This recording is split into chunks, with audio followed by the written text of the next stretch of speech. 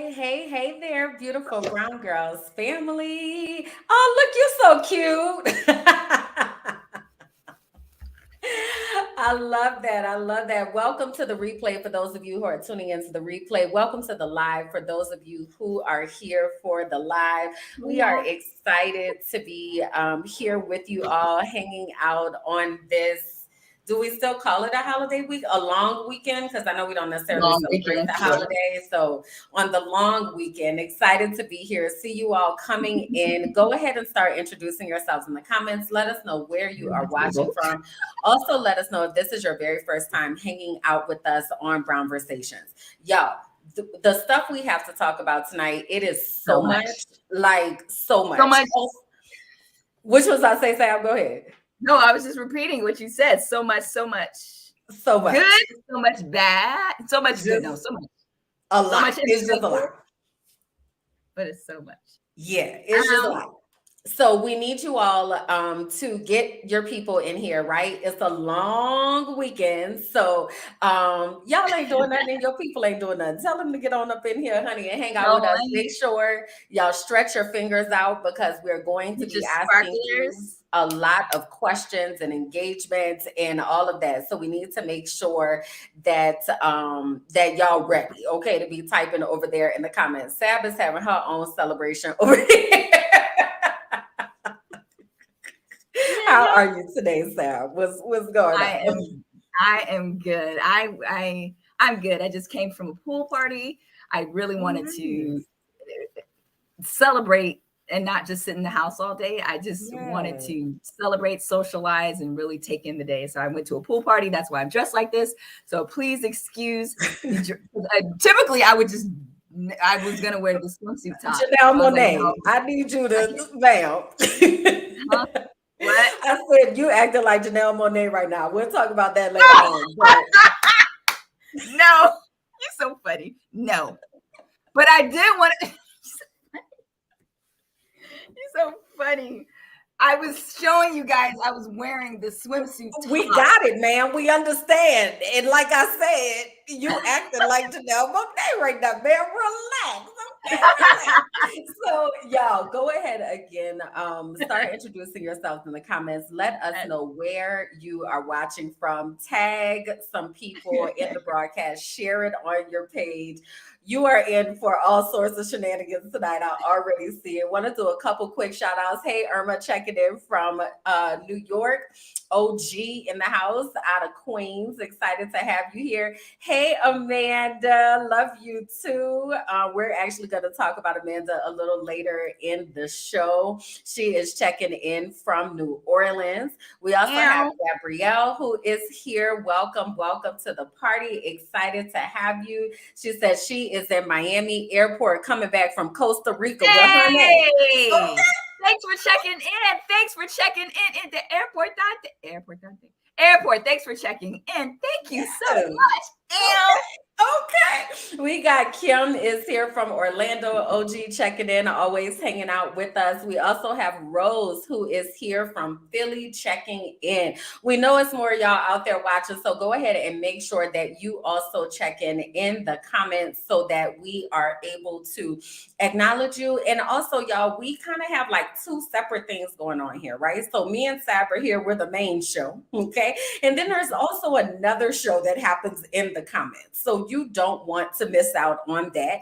You want to be in on that, right? So do make sure you introduce yourselves to the people and such. Now, we probably have some new folks here, so let us go ahead and do our due diligence and making sure that you know what you are watching, all right?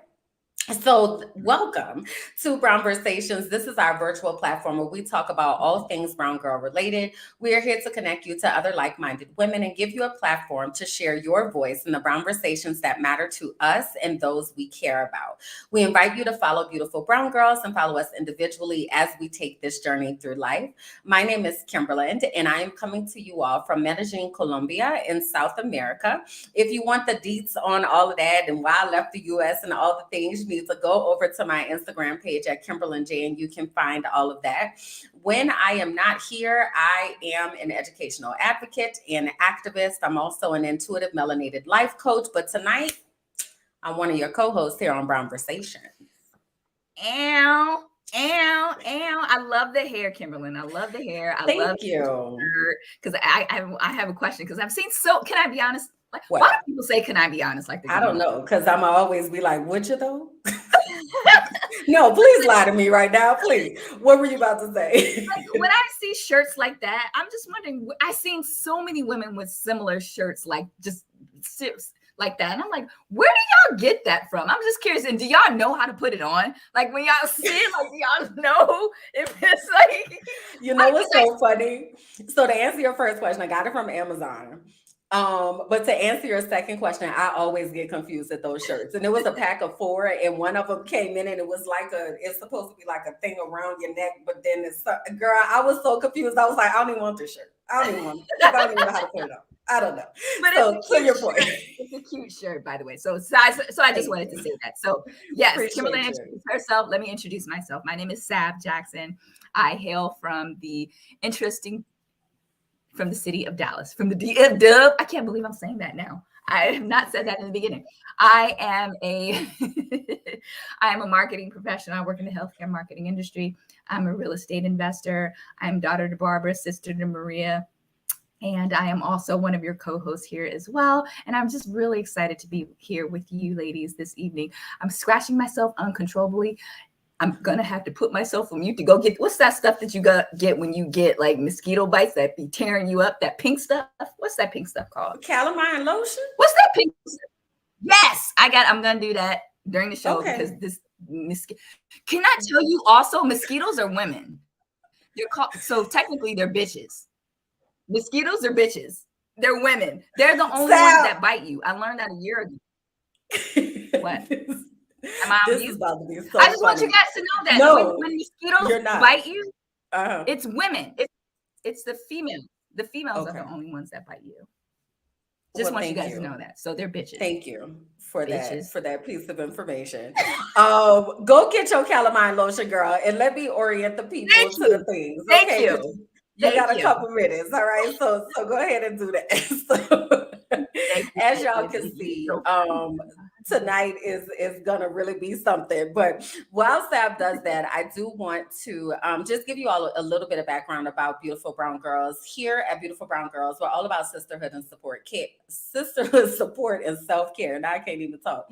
Everything that we do centers around creating authentic friendships, swapping stories, experiences. Like this is your place where you're able to be your beautiful brown self. So we invite you to bring all of yourself into our space here. And we really appreciate you all for hanging out with us. Also, while we are here tonight, we want you to give us some feedback. This is a live and interactive show, okay? So we want to make sure that you are interacting with us, right? So if you are loving the content, we know that you will. We want you to give us some reactions, give us some hearts, give us some likes, give us some haha emojis, right? If things make you mad, give us that too, right? We just want you to communicate with us. We already asked to go ahead and share the broadcast, tag some of your friends, tell them to get in here, y'all. We have a lot to talk about that is important to our community.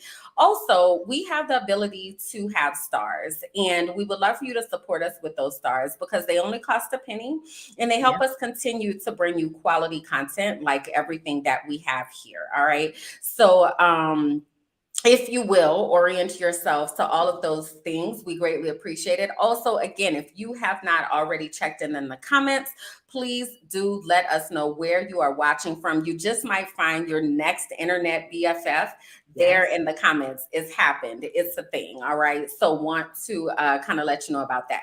We do have some announcements that we want to get into tonight, and there will be periodic announcements throughout our show. So first of all, let us say we are not going to have a show on July 17th. July 17th would be our next scheduled show because we're on every 2 weeks, but we won't have a show because we have Beautiful Brown Girls Girlfriends Getaway. Sab has a huge thing for her real estate. It's just a lot going on, y'all. So we won't be having a show on July 17th. So because of that, we probably gonna be here a little bit longer tonight. So we just letting y'all know, but it's gonna be worth it because it's all kind of shenanigans, right? We also, like I said, have a whole bunch of announcements that extend throughout the show. So please do hang on with us, celebrate in those announcements with us and all of that. So wanted to kind of put that out there. The first announcement that we have is really exciting. Now, those of you who have been here with us, you know about our VIP members network. But any of you all who are new to Brownversations, new to BBG TV, you may not know about our members network. So I'm going to first ask any of our folks who are watching, who are a part of the members network, if you would tell people in your own words why they should join the members network, right? But because you said so. Well, I mean, I think that's plenty of a reason. Yeah, you know what I mean? But yeah, y'all go ahead and tell us in the comments why you are a part of the members network, like what value you find in it. But what I want to do is just kind of tell you all what it's about. So our members network is a place that's off of Facebook, off of Instagram, free from the algorithms, all the things trying to hold the brown girl down. It is our very own social space where we get to show up as our beautiful brown selves. Well, y'all, first announcement is that we are having our annual Christmas in July membership sale for our VIP members network. Usually it will cost you $49.99 for the year, but now it is going to be 20% off. So it will only be $39.99, and that's going to run from July 7th to July 9th. And wait, there's more. I always be wanting to say that. So the more is that you actually get grandfathered into that renewal rate. So if you take advantage of that Christmas in July membership sale, then you will have your renewal rate at $39.99 from now on, as opposed to the $49.99. So I don't know about y'all, but that's a little bit of a steal in a deal. I'm just saying. So you probably want to jump on that. The link for you to get to it is tinyurl.com/brownversations. I'm also going to drop that link into the chat for you so that you will have that. But that is our first big announcement. Okay. All right. So let me grab that link, putting it in the chat. Kimberland, that is a steal. I'm saying thank you for that. Thank you for that. Yeah. I was just saying thank you for that. Yes, honey, that is amazing. So now our next announcement that we have, let me see, I need to get my things ready because this is always important. Okay, here we go. So our next announcement that we have, oh wait, I got ahead of myself. There's one more. Brown Girl Boss is our other show that's here on BBG TV. It comes on every other Wednesday. So our next episode is going to be on July 12th, and we're going to have Portia Brown on with us. She is a sex coach and educator, and she helps women tap back into their sensuality and pleasure and just really thinking about how you show up as a sexual being. So she is going to be here with us on July 12th, right here on our Facebook and YouTube page at 8 p.m. Eastern. All right, so that's our second announcement. Okay, now I was like, it's time for July. Can I just tell them to please attend that? But yay. No, continue. I'm just saying, please attend that. Please attend that. Just we gotta go back. Okay, I love how we as Black women continue to tap into our sexual beings, because often Black women are objectified, and often Black women are castigated when they actually own their sexuality, i.e. Meg Thee Stallion at like who, i.e. Chloe. Go ahead. You were saying. So I'm just saying, please tune in to that, just because I love this movement, if you want to call it that, Black women owning their sexuality and being like, look, I like sex, I like this, I like that, this is what I want you to do this, man in the bedroom or woman in the bedroom. And I just love that. So please tune in to Portia Brown, the sex coach, and educator, really help us elevate what it is that we want to do in the bedroom. So yeah, I just wanted to say that. Thank you. Thank you for that firsthand commentary. That came in handy. Okay, so now to our July birthdays, honey. Shout yourself out in the comments if your birthday is in July. Tag your people in the comments if their birthdays are in July. Shout out here is cancer season out here, honey, and they are ready. Okay. So happy birthday to all of our July birthdays. We are excited that you have been here for another revolution around the sun. Okay, another 365 and a quarter days. Happy birthday to, to our July birthdays. I see Aisha Happy checking in. birthday. Happy birthday to you, Happy another year around the Aisha. sun. Happy birthday. So again, to our July birthdays, shout yourself out in the comments, honey. You deserve to be celebrated. Okay. Absolutely. Okay. Now we do have a couple updates. Actually just one. So our updates are stories that we have talked about in the past that we want to give you some more information about just to keep you in the know. All right. We ain't gonna be here long, but we definitely gonna pass through here. So our update today, last time we were on the show, I don't remember if it was last show or the show before, but on shows previous, we have talked about all the things happening in Florida. And it came to our attention that Rick Scott, who is the former governor of Florida, issued a travel advisory. Now, we did tell you all that the NAACP had issued a travel advisory for those of us who live in Black, brown, melanated bodies about traveling to Florida. Just that the culture, everything that's been happening in Florida is just unsafe. Well, Rick Scott said, hold my beer right quick. And he has issued his own travel advisory for Florida, telling socialists and those that enable them to get out, or else they will be met with hostility. He says he's doing this in response to what he claims is Biden's attempts to erase capitalism. So we just wanted to put this on your radar, okay? Because that's all dog whistles and code words for people who look like us and people who are looking for equity and people who are looking for justice. So just be aware that that is another advisory that has gone out from good old Rick Scott. You mentioned a word in our run a show call that I had never heard of before. Did you mention that here, or did I miss it? I don't know what the word. What was the word? You called it is it a sundown town? Oh yeah. So I had said a sundown town. Uh-huh. Okay. Yeah. I had never heard that word before. So that's essentially Yeah. what Kimberland mentioned, that was his dog whistle for the state of Florida. Can you give people just a quick blip of what that is in 2023? Yeah, so a sundown town basically historically has been a town or city or area in the US that if Black people travel there after the sun is down, if they are found there after the sun goes down, that they will be in danger of being harmed. And what I had said is that this is Rick Scott basically declaring that Florida is a big old sundown town. So you can come here if you want to, but you will be met with hostility. And this is not to incite fear. This is just to build awareness. But that's kind of where we at. Yeah, just wanted to thank you for that, Kimberly, because I'd never heard of that word before. Yeah.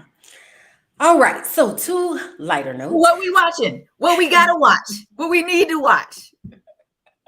I'm just saying, like, because you guys know I don't have a TV, and I know Kimberland pokes fun at me for not having a TV and needing to watch certain channels, and so what we need to do. So the first thing that is up is The Chi. Who are all of my people out there that watch The Chi? They announced this weekend that The Chi will be back for season 6, and they're going to have additional episodes. So season 6 is going to have 6 additional episodes for a total of 16 episodes for the season, as opposed to 10.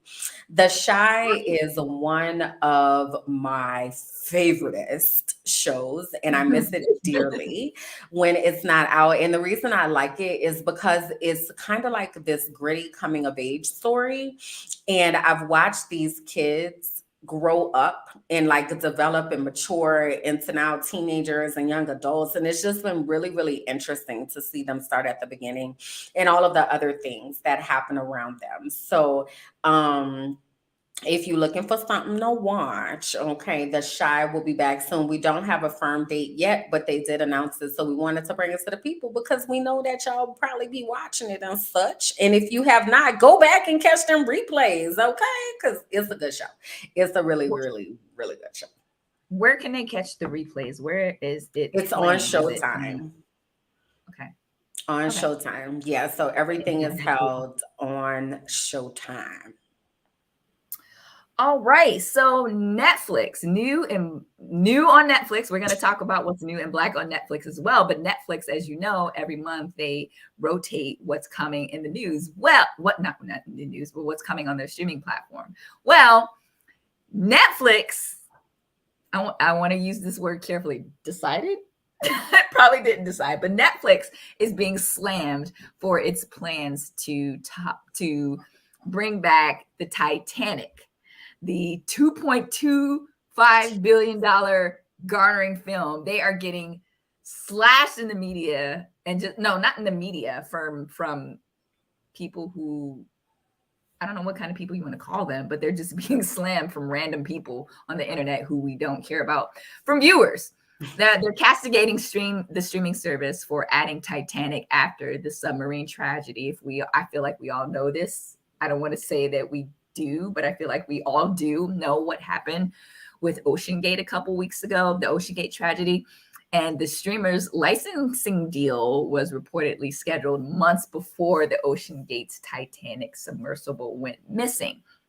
Netflix is facing a lot of backlash for bringing the James Cameron 1997 film Titanic back to the streamer days after the submarine tragedy. Let me take this smile off my face. That killed all 5 passengers on board. Earlier this month, as part of an expensive tourist attraction run by OceanGate, 5 people went on an undersea expedition to visit the wreckage of the Titanic. And as we all know, during the descent towards the wreckage, the submersible they were traveling in suffered a catastrophic implosion, which likely killed everyone on board, as we know now, experts said. So days after it came out that Titanic was coming back to streaming Netflix. Mm-hmm. So a lot of people were upset. So we want to know, 1, are you watching? 2, was Netflix wrong? Well, not 2, but was Netflix wrong essentially for making Titanic available on their platform after the OceanGate incident? Should they have pulled it from their lineup? Are you watching? What we thinking about this submersible? I've never heard of that term before anyway. I've heard of submarine. I know. I thought it was made up. Like when I first started hearing about it, I was like, they're clearly making this up. Like people are trying to be funny. But then I was like, that's the actual term for it, like a submersible. So will I be watching? No. I actually went through a phase where Titanic was one of my favorite movies. And my boyfriend in high school, his mom was like obsessed with the Titanic. So she had bought me the whole box series, the VHS, and like it was a thing that we bonded over. I'm good on it now. I think I just am at a different place in life. So not really so much. Are they wrong? No, I don't think that they are wrong. I actually think this is a very smart business decision, even though it was probably in the works before this situation happened. I feel like you said that. But I feel like it's a smart business decision because Netflix is a streaming service. Right? Yeah. They're in the business of streaming things that people are watching. So if they find out that a lot of people are wanting to watch something and they have access to it to put it onto their platform to drive people to their platform, I mean, it just makes good business sense to me. So what you think? Yeah, I absolutely. Take the smile off my face. I'm sorry for smiling. I don't know if I'm trying to do this. Anyway, I don't think that they were wrong. And I know Titanic or Netflix for doing this constantly and just rotating films, especially Titanic. Because I remember I don't remember the last time they had it on there, but each time it's rotated, and then I go back and it's like Sabrina resumed, because I watch it. Okay. I watched it this time immediately, and I was just like, no, they aren't wrong. And to your point, Kimberland, it's a smart business decision. Didn't we say this was a capitalist society? This is a capitalist society. Like, Yeah. sorry, not sorry. Yeah, I don't think there's anything wrong with it. So, However, can I say real quick, yeah. and I'm sorry, I'll try to say real quick. However, sometimes when things, is it just because, devil's advocate here, you guys, is it because they were rich white men? Because if this was an instance of something happening with Black and brown people, and they did something to capitalize on how they often do, and they do things to capitalize on our deaths and our murders, would this we be feel different? I don't know, Yeah. possibly. But in this situation, I don't feel like it is. I don't feel like it's a capitalization. And to a couple folks' questions, comments, I'm sorry, they said that Netflix is on TV. Like it was, I'm sorry, Jesus, let me start over. Titanic is on TV. They caught it on like just regular network TV. So I don't fault Netflix. And I don't know how I would feel if it was something about capitalizing on us. I think there are coincidences, and I also know that this wasn't something that they just woke up that next morning and they were like, you know what we should do, y'all? We should go on and put that Titanic on that Netflix. Like, that's not how that works, right? So it was scheduled to come out. So it's not like they were like, submersible. Yeah, we got one for them. Put the Titanic on. Like, you know what I mean? So in that case, I'm kind of like, not really. Now, could they have pulled it? Sure. But then also, what is the impact on the bottom line of that? So I don't feel like it was a poor decision. And also it sounds like our community is not watching. So moving on to the next thing. So you had alluded on to Netflix. So Netflix is strong. So what? No, go ahead. What'd you say? Go ahead. Oh, I was just going to say new and Black on Netflix. So many. So Netflix is really good with the new. I love their strong Black lead content on their Instagram. So what's new in Black on Netflix? Some of my faves coming from Netflix is The Wiz. You guys, I haven't seen that in he's on down the road. Come on, y'all. Come on in.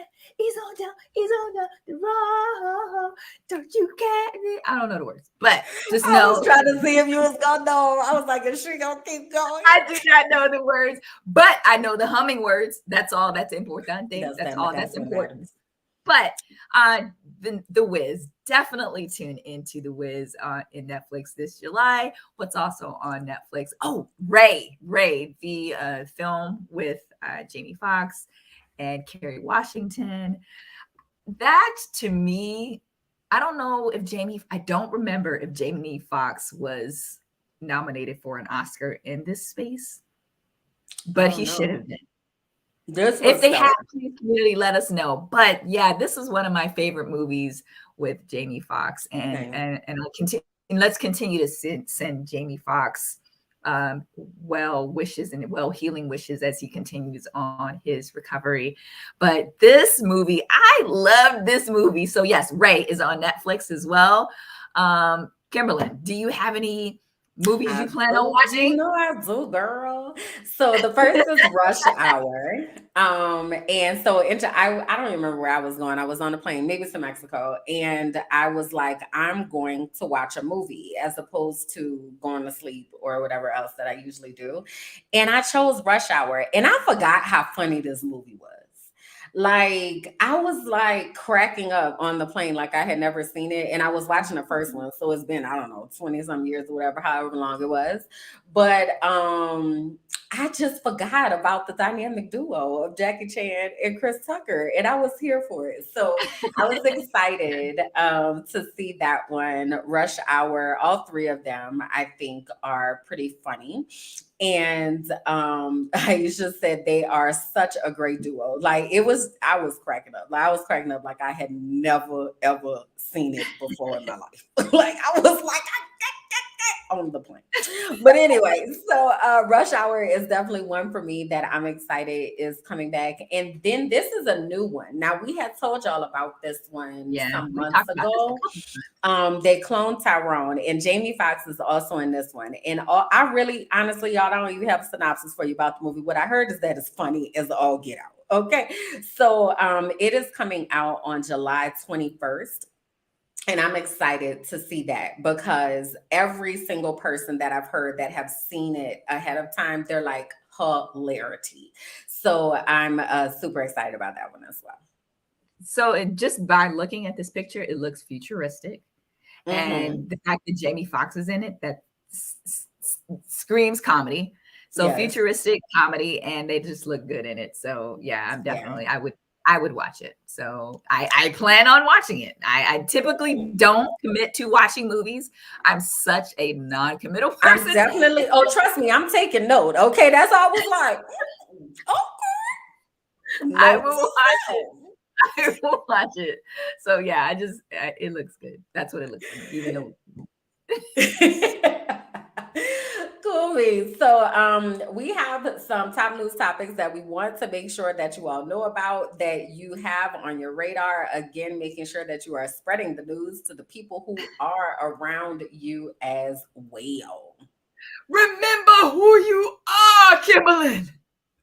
Okay, I just felt like saying that. So I Black knew Panther. you was over. I was like, she is over there gearing up to say something that I'm not prepared for. Go So ahead, girl. Black Panther star, and she is synonymous with so many other things, but for Black Panther star Angela Bassett is set to receive her honorary Oscar 30 years after she was first nominated for What's Love Got to Do with It. The actress was nominated for Best Actress for playing Tina Turner in the 1993 What's Love Got to Do with It. And then this year, she is up for Best Supporting She was up for Best Supporting Actress for her role in Black Panther as Queen Ramonda in Wakanda Forever. But when she did not win, she looked unimpressed. So this year, the Academy is going to award her an honorary Oscar. And initially, I was just like, well, why? In our behind the scenes, not behind the scenes, in our run of show, I asked Kimberland, I was just like, well, why is that? Like, is that something should she be impressed about? So I asked Kimberland, and I'm asking you guys, not now, but this is something that we thought about, like, well, should she really be impressed? Should she really be excited about that? And then Kimberland apprised me of, can you share with them why this is such a big deal and why she should be, this is probably kind of bigger. Yeah. Yeah. So I cannot take credit for these thoughts. I was watching Here's the Thing, which is one of my most favorite podcasts in the whole wide world, with Kevin on stage and that chick Angel. And Kevin has said the same thing. He was like, why she got to get the honorary? Why she can't get the real thing? And Angel was like, well, it's actually a lot harder to get an honorary Oscar because they don't do it every year. They do it most years, and your scope of work has to be so impressive for you to get an honorary Oscar as opposed to like an Oscar that you got for being in a particular movie. So then we got even more curious, and we're wondering who were some other notable honorees that had been honored as with honorary Oscars. And Sidney Poitier was the 74th recipient of an honorary Oscar. So he received his in 2001 in recognition of his remarkable accomplishments as an artist and as a human being. James Earl Jones was the 84th recipient in 2011, so 10 years later, for his legacy of consistent excellence and uncommon versatility. Cicely Tyson was the 91st recipient of an honorary Oscar in 2018, and she received hers for her unforgettable performances and personal integrity and how she inspired generations of filmmakers, actors, and audiences. So once we were like looking at that, it's like, well, shoot, we need to put some respect then on this honorary Oscar because this is a really, really big deal.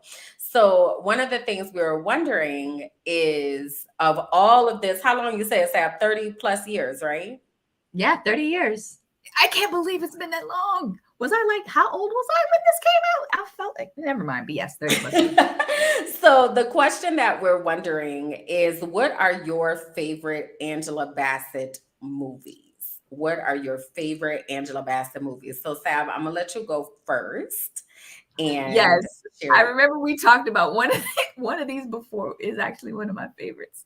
Please don't judge me. Vampire in Brooklyn. And that was with her and Eddie Murphy.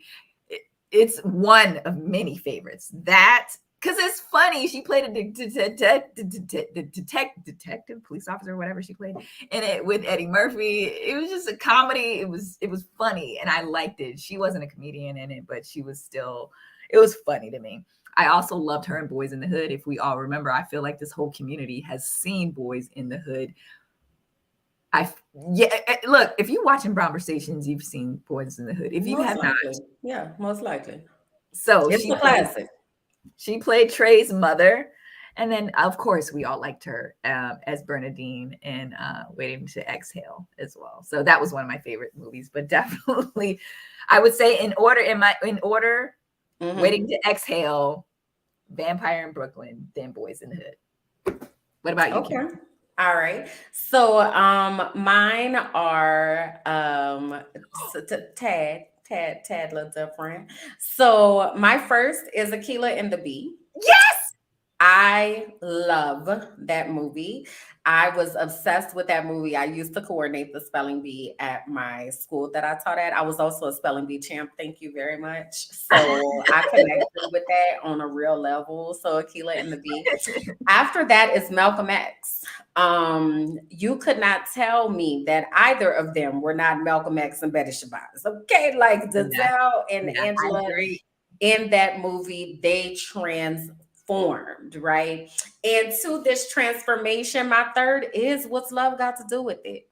I cannot easily separate Angela Bassett from Tina Turner. I can't. Like, she embodied that so much. It's like she is, and I appreciate that. So those are my favorites. Oh, see, now Jennifer, I was gonna pull this one, The Jackson's American Dream, but then I was like, is it really a movie? Or is it more of a series? But yes, that one. You're right. Yes. Damn it, you're right. That was a good one. Damn it, how did we forget that one? And then How Stella Got Her Groove Back has come up a few times.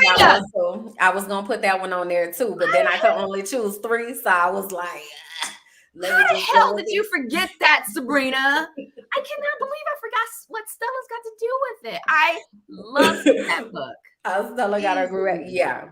That's a good one too. So we are just honoring my soror, Angela Bassett. She is a member of Delta Sigma Theta Sorority Incorporated. Is she honorary? Is she honorary? She is. How about that? She is an honorary member of Delta Sigma Theta. Again, speaking to the impact that she has made on the culture, made on the world. So shout out to Miss Angela Bassett, who will be being honored with an Oscar, an honorary Oscar. I don't know what number it is, but shout out to her for everything that she has done for the culture. So much, so much. I'm really excited for her, and I hope that, and I really pray and hope that she's receiving this, and I hope. Oh yeah, I'm sure. I do, because she deserves this. Like, she means so much. Like, when I was going through this last night, trying to figure out the movies that I loved of Angela Bassett, the fact that I didn't know, I didn't put that in there. Sabrina. cool, girl. It's all right. It's all right. Relax. Because that was one of my favorite movies. It's Her and Taye Diggs. That was one of my yeah. favorite movies. The fact that I forgot that just annoys me, but I'm just really excited for her. And does this warrant? So I'm wondering, like in these instances, like when they are in new movies, do they say Oscar winner? Oh, I don't know. We'll have to see. Maybe. Sometimes like when they know. say that in movies and stuff. But Yeah, we'll have to see. So there is a new trend that is I don't know if yes. trend isn't necessarily the right word to use for it. There is something that has been in development that we want to talk to you all about. All right.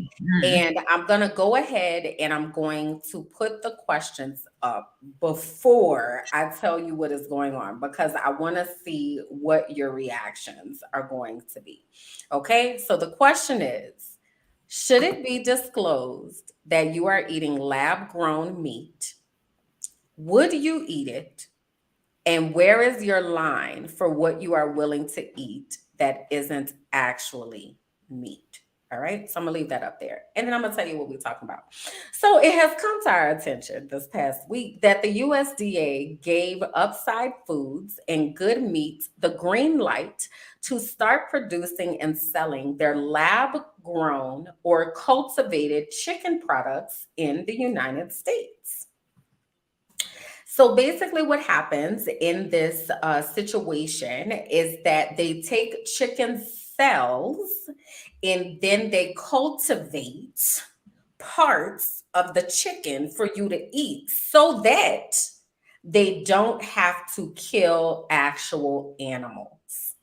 Okay. So if you want you a good old drumstick, right? They just build you a drumstick there in the lab from chicken cells. It's still technically chicken. From chicken cells. They're gonna get you a drumstick, honey, and get you together, right?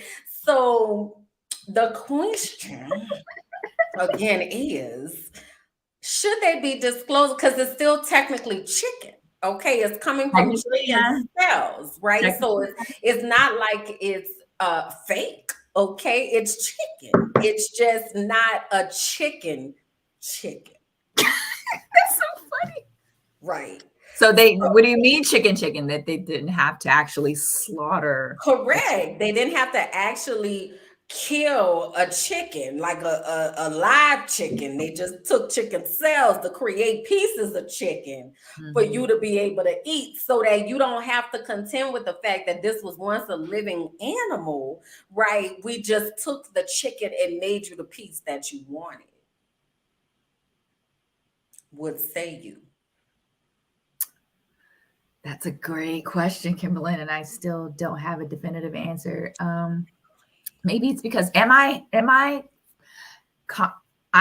not. I'm probably 60% conscious about what I eat. I don't look at the labels to see if it was grown here in the country or if there were, or how it was grown. I don't look at that. If I want it, I want it. If I want to eat it, I'm going to eat it. If it doesn't make my body feel good, I won't eat it anymore. I don't know if I told you guys at one point I was taking L-theanine pills and all these L-theanine pills, and I was taking too many MGs. There's a point that I'm making here. It started making me and my body feel bad, so I just stopped. So the point that I'm saying here is like, if something that I'm eating, I eat a different kind of chicken and it doesn't make me feel good and it doesn't make my body feel good, I'm just not going to eat it anymore. But unless you get that signal, then you will eat it. I'm sorry, say that again. Unless you get the signal from your body that this isn't good for your body, then you will eat it. Is that fair to say? Yes, it's fair to say. Will I eat a celled chicken? Yeah. Because if I'm going to Burger King, and I still do go to Burger King, I haven't been there in a while. But if I do go, and I know that how will I know that they are making celled chicken? Is that a word? Because it's still chicken. I don't know. So that's why I'm asking, right? Just chicken. Is it just chicken, Kimberland, or is it chicken cells? So is it chicken? So with this new wave of cell development of growing food by the USDA, do we know if it's just chicken or if it's going to be beef or if it's going to be lamb? Oh, I don't know. Now, they had cloned what that sheep name was long time ago. Dolly, maybe. I don't know, But we know honey. it's just chicken now. Well, we know that chicken has been approved. Okay, Okay. so yeah, I 'Cause don't beef is know. different. I mean, it's different. So Is I it? mean, will my mind change if it's beef? Will my mind change if it's chicken? Or will my mind change if it's lamb? Probably not, to be totally honest. I'm laughing at Lakia. She talking about this is for Petertarians, petitarians. Listen, Petertarian, but that's yeah, yeah. So this is the thing. I don't eat chicken. I stopped eating chicken maybe now 7 years ago or so. And since over the probably since September, I have not eaten meats at all. I eat fish and seafood, and I don't know how long I'm gonna continue to eat that because I it won't go down my throat. Like I just can't do it. So interestingly enough, my answer would be an unequivocal no. But the reason I no had that asked you won't that, eat it. No, that you won't no, eat it. I would not eat it. I don't want to look at it. I don't want to smell it. I don't want to see it in the package. I don't want nothing to do with it. And that's how I feel about meat, period, at this point in life. Like I just no. But the other part of this that I had asked about, what is the line for where you would eat something that is not actually meat? Because I have eaten things like a Beyond Burger. Now, Beyond Burger is not lab grown, it's not meat, it's plant Agree. based, right?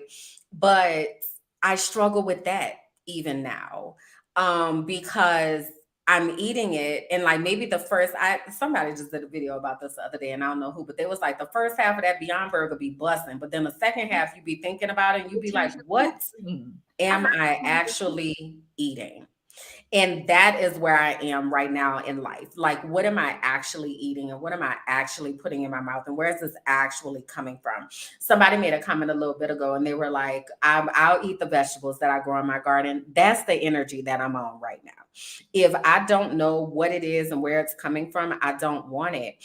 And since being here in Colombia, like I've completely changed. Kev on stage made it. Thank you, Kim. I was like, somebody made a video talking about these Beyond Burgers.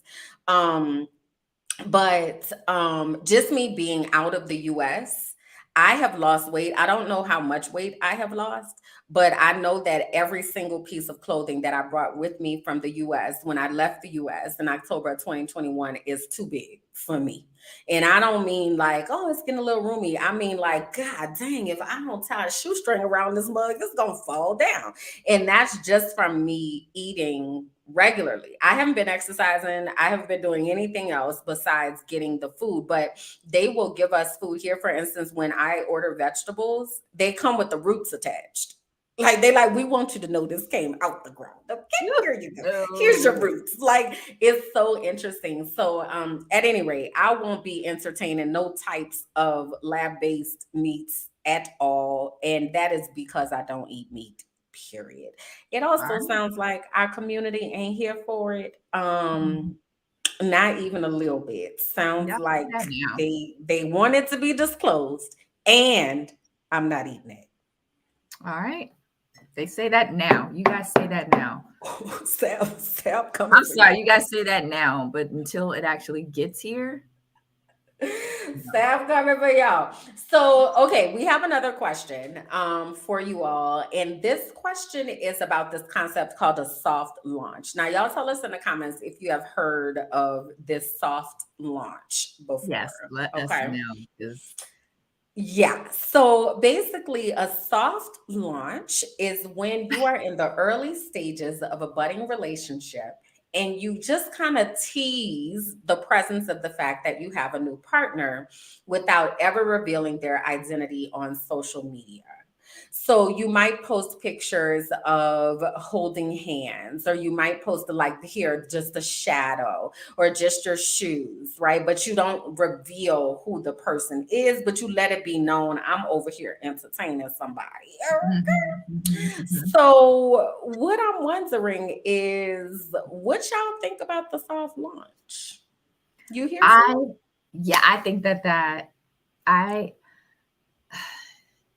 it makes me think about the notion of when we share on social media, are we sharing it for ourselves, or are we sharing it for the world to see, to seek validation when we're sharing these type of things on social media? And then those are things that I often think about, like, why am I sharing this on social media? I know the reason. I know the reason that I share on social media. Like, I'll give you an example. My Snapchat is, we use every platform differently, you guys. We use Facebook for socializing. We use LinkedIn for career, and then we use Twitter for conversation. We use Facebook for socializing and Twitter for conversation. Anyway, the point that I'm making is, like, would I do this? I don't know. I don't know. You said all of that, and then you're gonna say you don't know. But I do like the idea of doing that. Like, wow. But I don't need to share my relationship on social media for people to see the Sabrina's Buddha. It's for me. It's for me. But if I do decide to share it, I do like the concept of soft launching it and not necessarily sharing with people who he is.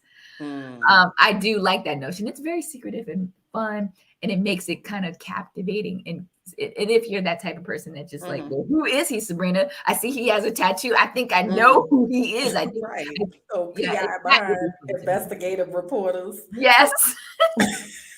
Yes. I know that tattoo, Sabrina. I know that dreadlock, Sabrina. I know that tennis shoe, Sabrina. Like that. Listen, girl, the community out here, like, girl, this about to be a lot. So Lakia said, what if you're entertaining multiple people? Now it might be some drama because the shadows don't match up. Aisha said earlier, she said, if you're doing a sneak peek, it's inviting nosiness. So then people are going to ask about it. And then you have to think about how you're going to respond and all of that. Another Aisha also said, I barely share my husband on social media and we've been together for 17 years. Keep your private life private or be prepared for everyone else's opinions. Irma said, everything isn't for public consumption. You'll see my man when you see my man, my man, my man. Okay. Kim said, it's cute, but yeah. So no. So this is my very quick opinion on this. If somebody got time to curate this whole soft launch, more power to you. What I'm going to tell you is ain't going to be no launch. Okay. What y'all is going to see is I'm going to show up one day and I'm going to be like, I got married and I got a whole family. Like just one day. It's just going to be like. It's not going to be a campaign. Just one day. Like it ain't gonna be no whole like, oh my God, I think I found him. Oh my goodness, let me talk about this. Just one day I'm gonna be like, and I'm moving to Sweden because we are buying some land and whatever. Like that's what it's gonna be.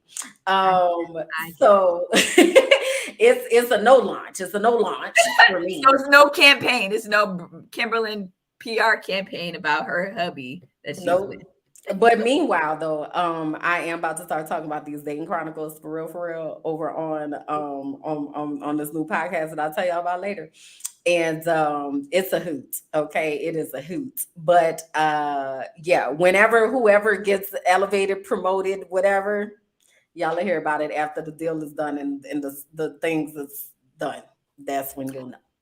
All right. So can we speak about people who aren't interested in soft launches and who just want to put it all out there for the people to see everything all the time? So recently, these 4 women who went to Africa, they call it the for the ancestors is their statement.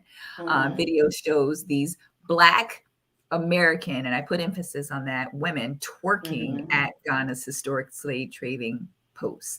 So a group of Black women shown twerking at Ghana's historic slave trading dungeon in Elmina. It's Elmina Slave Castle Dungeon. It's the door of no return. I feel like we all know that. I feel like this community all knows the door of no return in Ghana, but it's actually in Elmina, Ghana, has sparked a lot of backlash. A video showing several Black American women happily twerking at a location in Africa where slaves were once held in dungeons before being shipped off into slavery in the US and elsewhere is getting some negative attention on social media, especially on Ghana blogs. And we just want to know what you ladies think about it.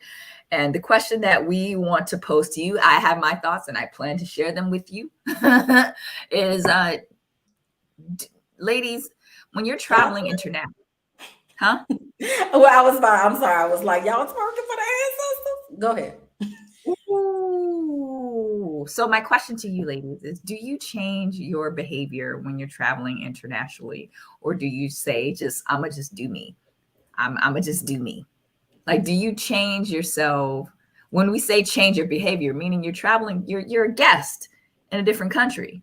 Do you comport yourself differently?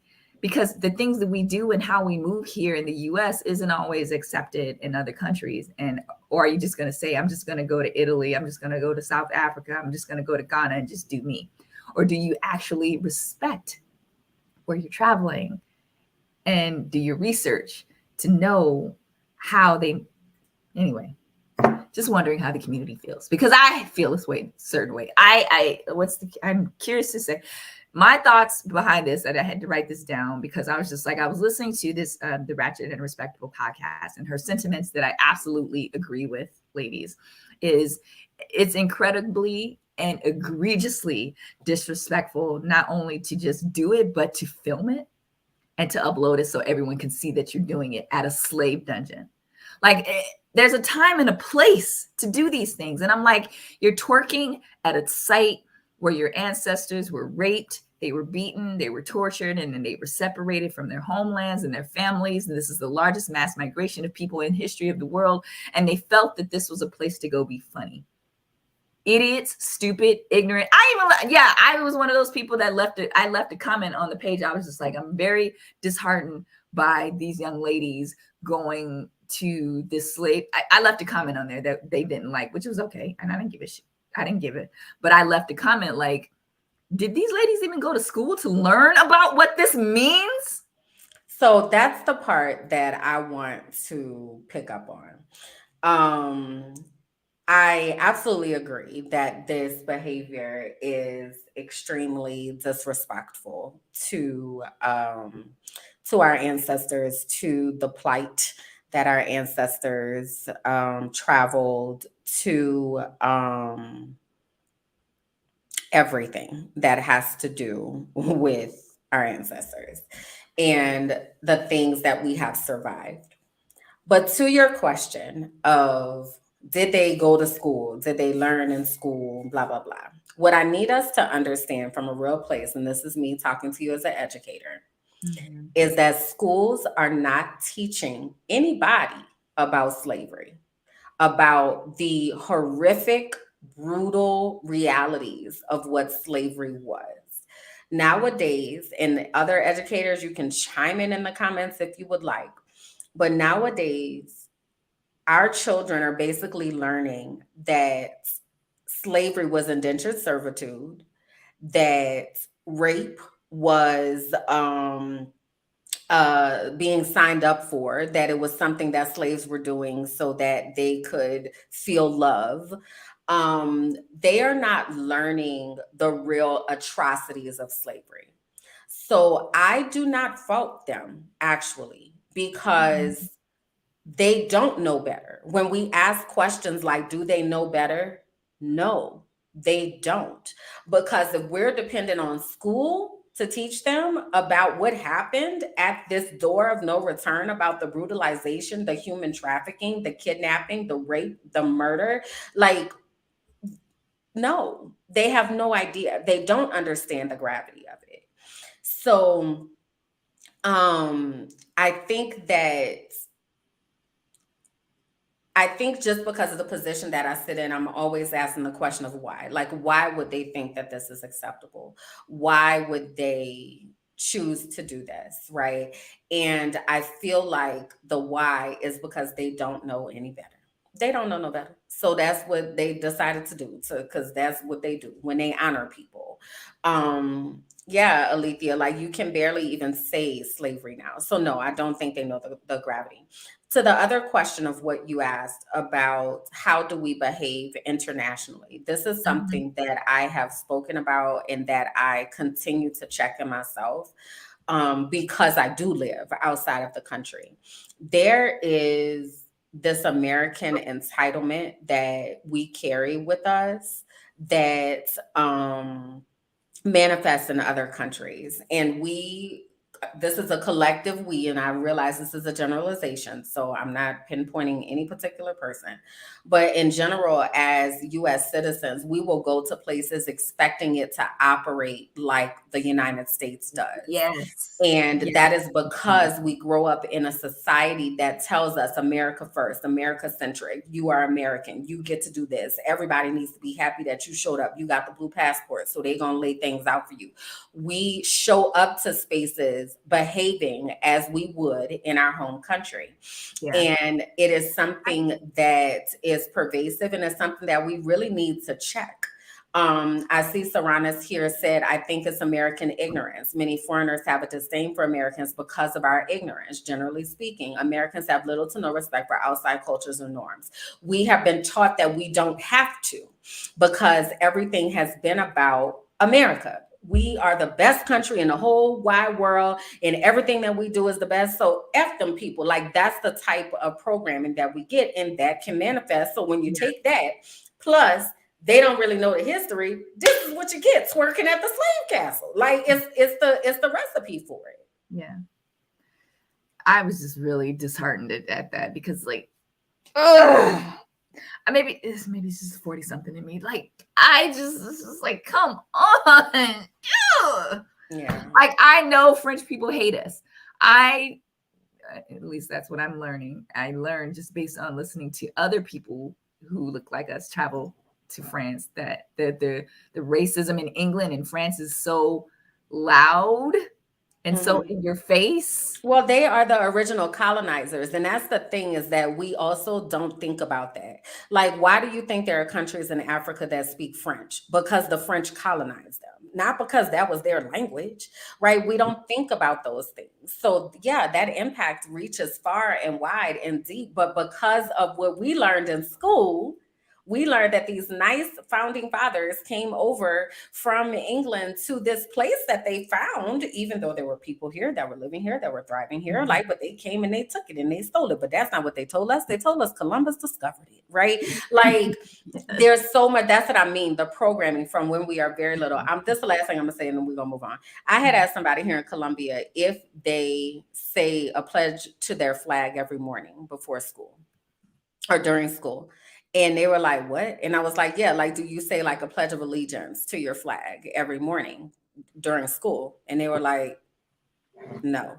And I was like, so no, like like you would say, like, y'all have a pledge, like, did y'all say it to the flag? And it was like, yeah, I guess. And I was like, so y'all don't like say that every day? Like, you don't know it by heart? And they were like, no, like, that's not a thing. And when they told me that, I was like, yo, do you understand that for 13, 14, maybe 15, depending on when you started VPK, years of our lives, for 180 days a year, that we have to say the Pledge of Allegiance every single day? Like that, if you want to talk about programming, let me be quiet before they cut us off. So at any rate, liberty and justice for all. Right. So they twerking at the slave castle. But the take-home message too is, I think that we need to be sure that we are passing down our history to our young people, and making sure that we are helping them to understand where we come from and what happened for us to get here. And you are a guest when you're traveling internationally. You are a guest. Absolutely. Absolutely. Absolutely.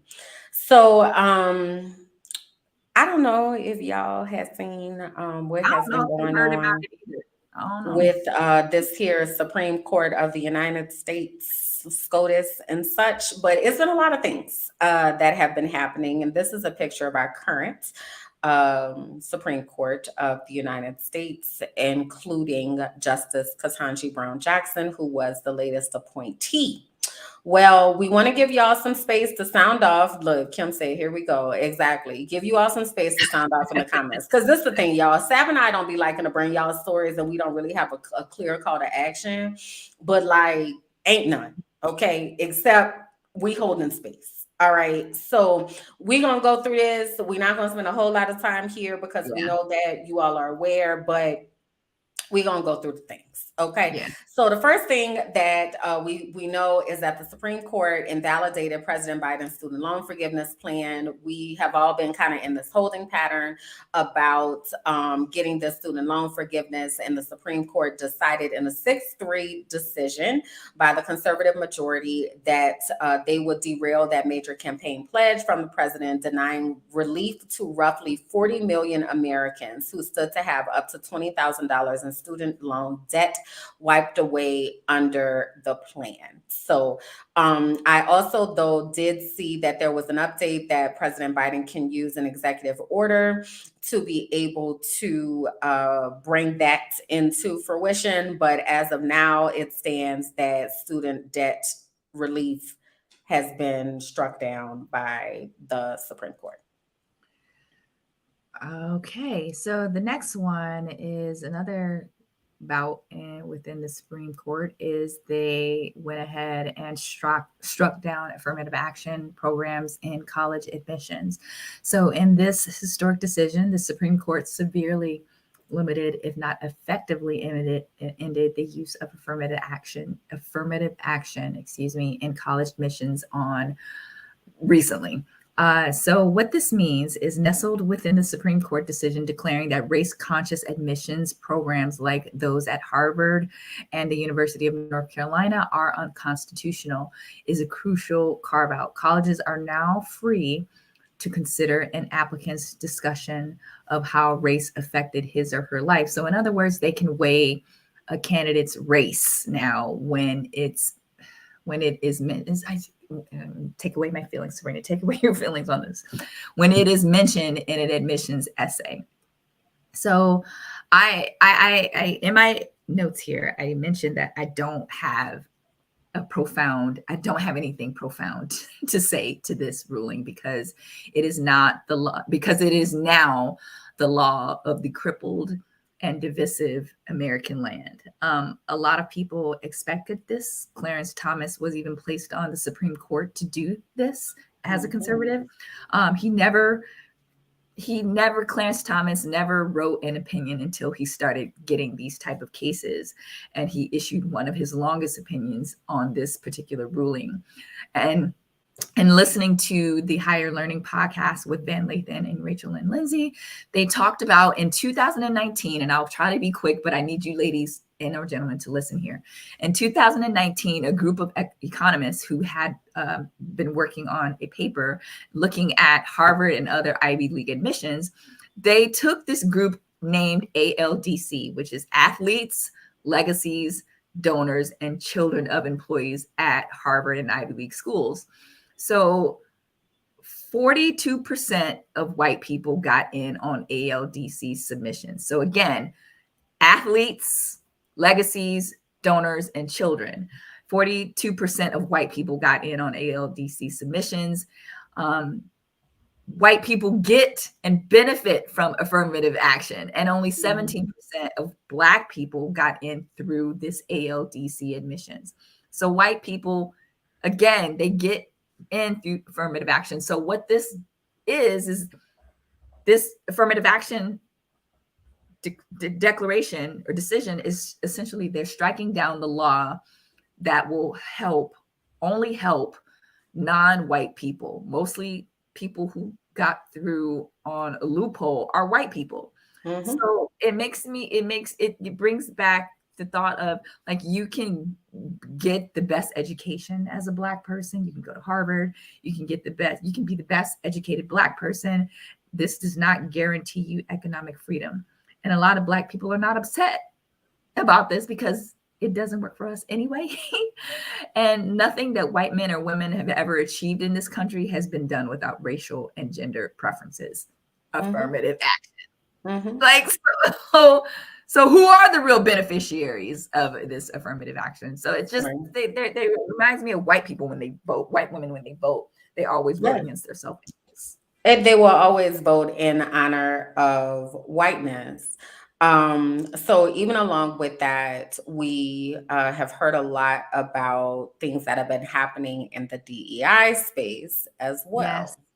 So 3 studios in the Academy of Motion Picture Arts and Sciences laid off or lost 4 top diversity executives in the past since this decision came down, which gives the impression that the industry placing diversity, equity, and inclusion, they're placing diversity, equity, inclusion on the back burner, and it feels like it was never something that they actually regarded in the first place, and it was just like well, we need to do this just because this is what the industry is saying. This is just what the trend is right now. So Mhm. Disney Chief Diversity Officer and Senior Vice President Latondra Newton, Berna Myers, Netflix's head of inclusion strategy, Warner Brothers Discovery SVP of Diversity, Equity, Inclusion, Karen Horn, and then Janelle English. She is the EVP of Impact and Inclusion at the Academy. The drive for diversity that picked up prominence in 2020 during the Black Lives Matter movement seems to have run its course after just 3 years. It seems like it was just a thing that we needed to do, and we needed to hop on this trend. And I will say, I saw this surge of Black women, specifically Black women, Kimberland, getting all of these DEI positions in 2020. And I'm just like, this feels like a placeholder. It felt like that for me because I saw so much of it come across my LinkedIn. What are your thoughts, community? What are your thoughts, Kimberland?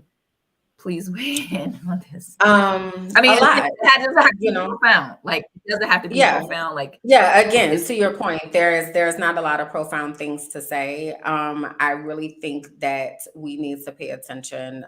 This is why voting does matter. I think we have to understand how the government works, right? So the president is the person that puts people onto the Supreme Court.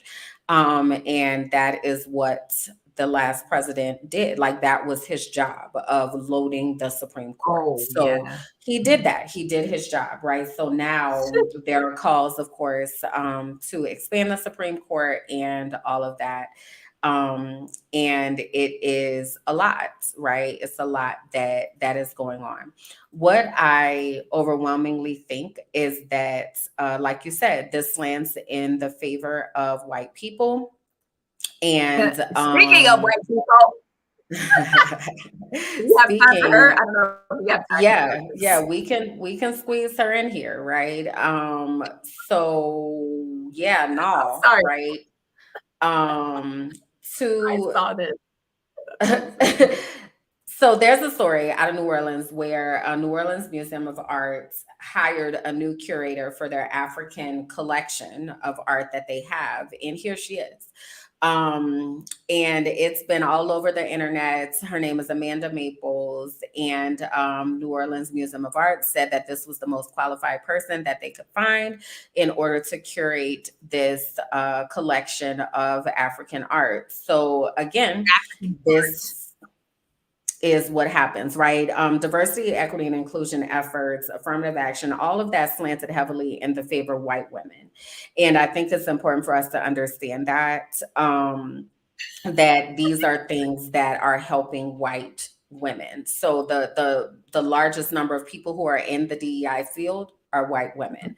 The largest number of recipients who got helped from affirmative action were white women. So here's another example. In New Orleans, y'all know New Orleans Black, okay? Of all the Black people that there are in New Orleans, somebody even said that Southern University of New Orleans, which is down the street from where I grew up, that they have a program where they are putting out curators. They're degreeing them and putting them out into the world. None of them wasn't qualified. This white lady was. So just so y'all know, okay? Just so you know. I mean, I'll be really quick. Time me, please. Please.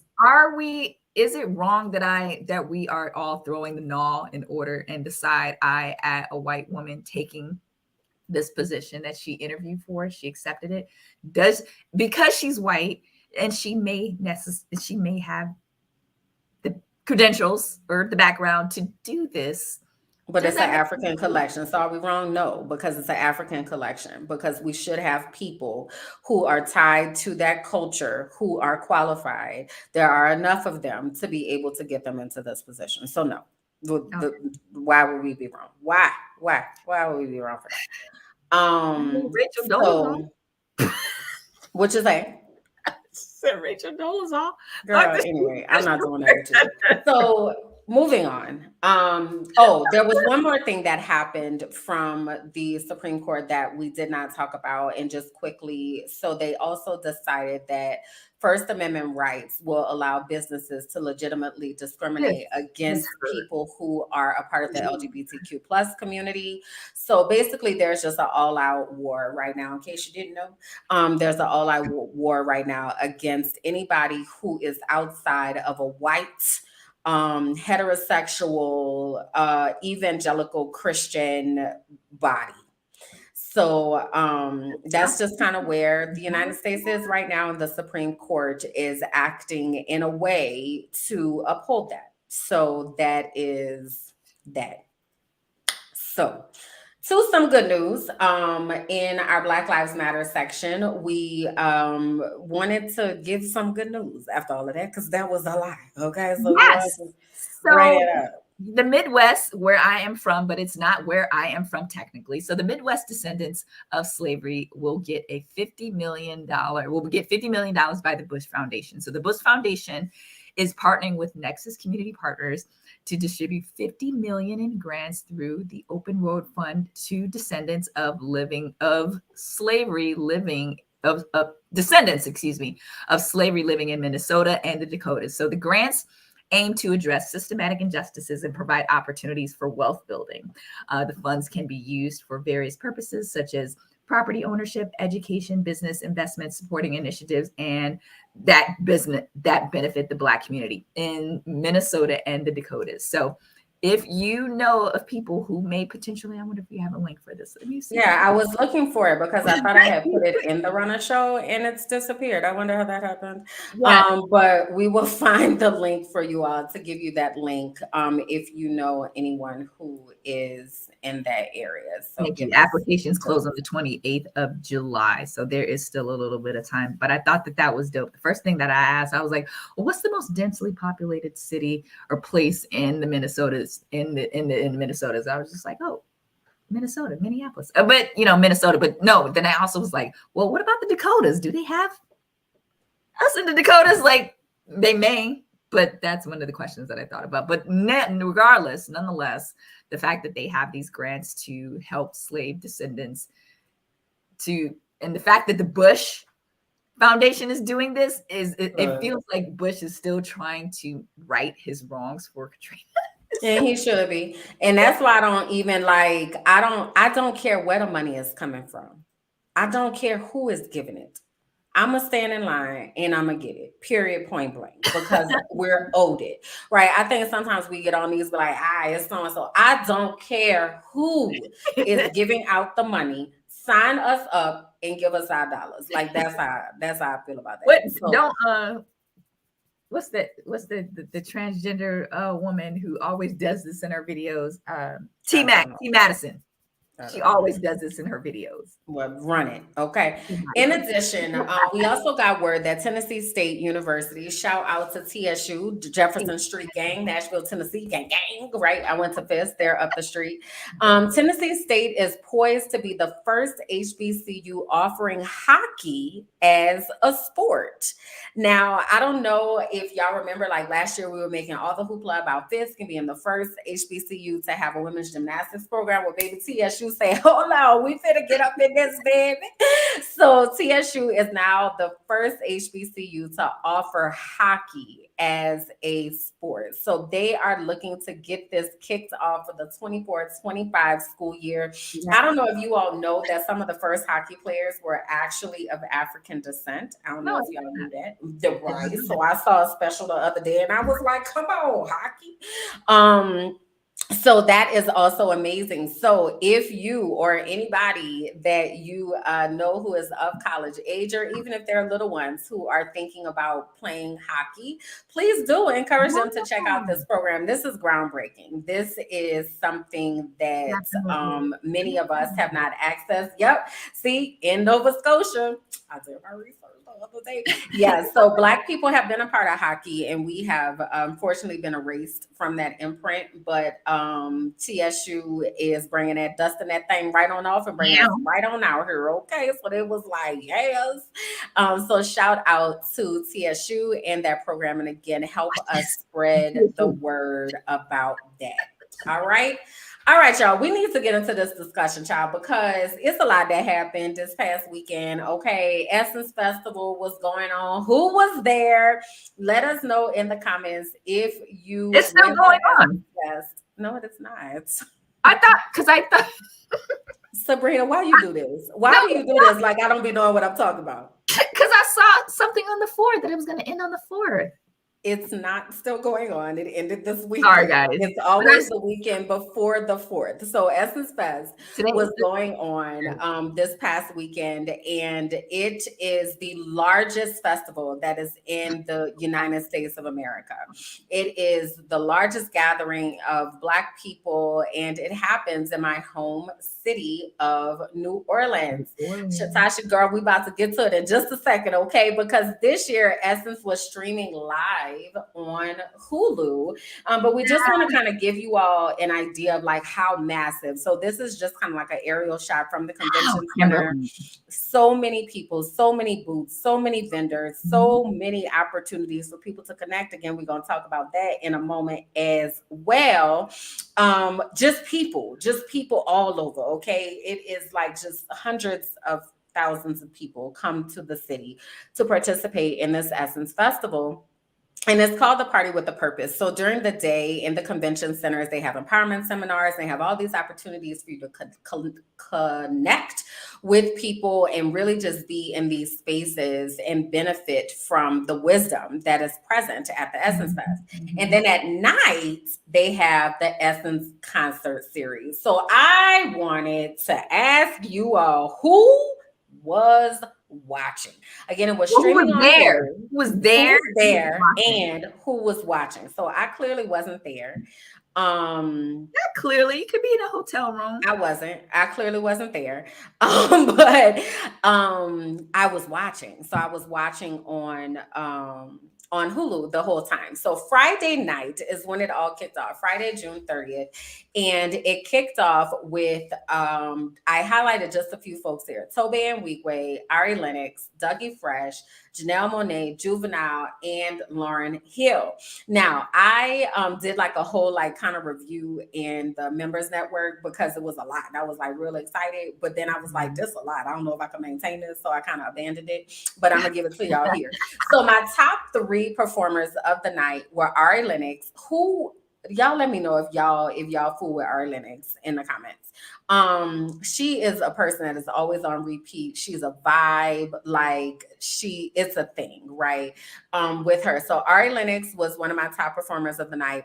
Dougie Fresh had a whole bunch of people come out: Big Daddy Kane, EPMD, KRS-One, Slick Rick. Dougie Fresh has been a performer at Essence for years, as long as I can remember. And he has always been in the super lounge. And this year they didn't have super lounges. So basically there's a big stage and then they have like small stages in other areas. They didn't have that this year. They only had the big stage. So Dougie Fresh was on the big stage. And when I tell you that man, he know how to do a party. Okay. Like he had the people popping. All right. So he was my second. And then the third for me was Janelle Monáe. I love Janelle Monáe. I told Sab earlier that she was acting like Janelle Monáe because Janelle Monáe was in the headlines because she was out here flashing people, child. She had them bedazzled her areolas, honey, and told them people back up off of her areola. Okay. Thoroughly enjoyed her set. Now, Shatasha said Tobe and Weekway. I was disappointed in Tobe and Weekway. And this is why. I didn't feel like they gave him the best time slot. So Essence starts y'all at like 7 o'clock and it don't end till like 2 in the morning. That's a long behind concert. Okay. Tobe was at that original slot at 7 and he felt some type of way, baby. He just kept saying stuff during the performance. Like, I mean, since ain't nobody in here, since y'all ain't rocking with us tonight. And I was like, I wouldn't want to watch your ass either. it was like, it was a lot. Like, and so the reason that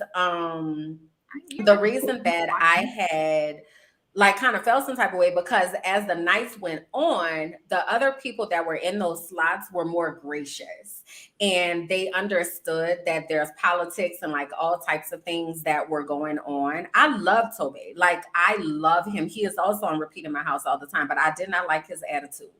And that is very interesting because I've never experienced that from him, but I did not like his attitude at all of being there. And clearly he felt he should have been in a different spot. And he just was like, he must have not had performed at Essence before enough to know. He hadn't. That was his very first time. You are correct. And then it showed. And then unfortunately, I wouldn't want him back as an Essence, and I wouldn't want to see him just because I think he make a lasting impression. Yeah, I think he fumbled that. So then Saturday night was lit, right? Coco Jones. Who listens to Coco Jones? Sab, I've been telling you about Coco Jones for weeks. No. You still ain't listened to my girl. Coco Jones. When I talk about gracious, baby girl was like, let me tell y'all something. The last time I stood on this stage, I was 16 years old and I just dreamed about being here. And she was like, and here I am. And I just want to thank y'all for supporting me. Like it was so beautiful. So Coco Jones performed. They also did a 50 years of hip hop with Ice Cube, and he had a whole bunch of people connected to him. DJ Quick, Ice-T, E40, JJ Fad came out and did Supersonic. Lady of Rage came out, did Rough and Stuff with my Afro Puffs. Like it was a whole thing, right? Monica came out, and Monica is very closely tied to New Orleans. She used to fool with C Murder, who is Master P's brother. So Monica came out, did like a whole like held space for Fifth Ward Weebie, Soldier Slim, Magnolia Shorty, like some of our New Orleans artists who are now gone and passed on. So she did a really, really good job. Then they had a 50 years of hip hop with the South. So Jermaine Dupri brought out all kind of people. Big Boy, Gucci Mane, Lil Jon, Ludacris, T.I. When I tell y'all that was the highlight of the night for me, baby, I was there like that name Luda, baby. It was so lit. Okay. So one of the funniest things that Essence did on their Instagram, and I was sitting here trying to find it, is they did an Auntie Con. They didn't call it Auntie Con, but they did an Auntie Con type of game where they were trying to have people who were there to see if they knew certain artists. And I'm like, some of these artists, and I appreciate Essence because like the acts that they have there are people that we actually know. Because like if you bring in an Ice Spice, is it Ice Spice or Ice Spice? No, I don't think that's not the Essence demographic. Yes, that's the point that I'm making. And I'm about to get to that too in a second, but go ahead, finish it up. That's the point that I'm making is they were showing pictures of people that like I clearly did not know. Yeah.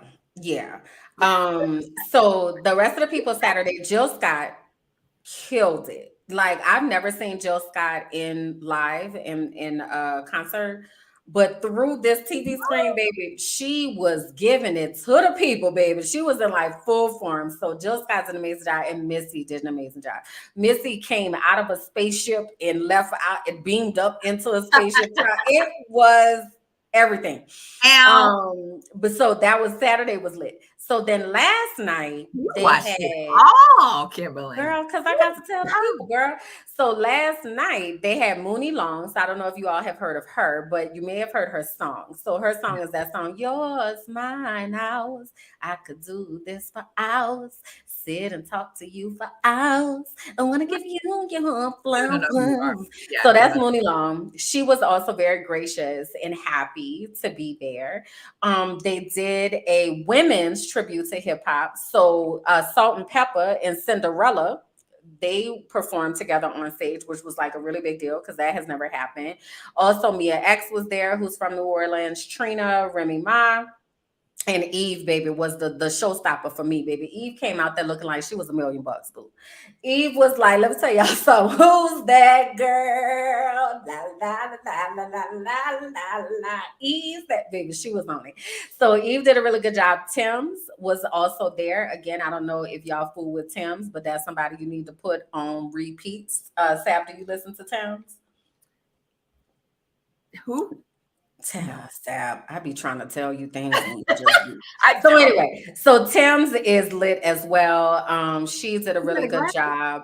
And then Meg the Stallion closed the show.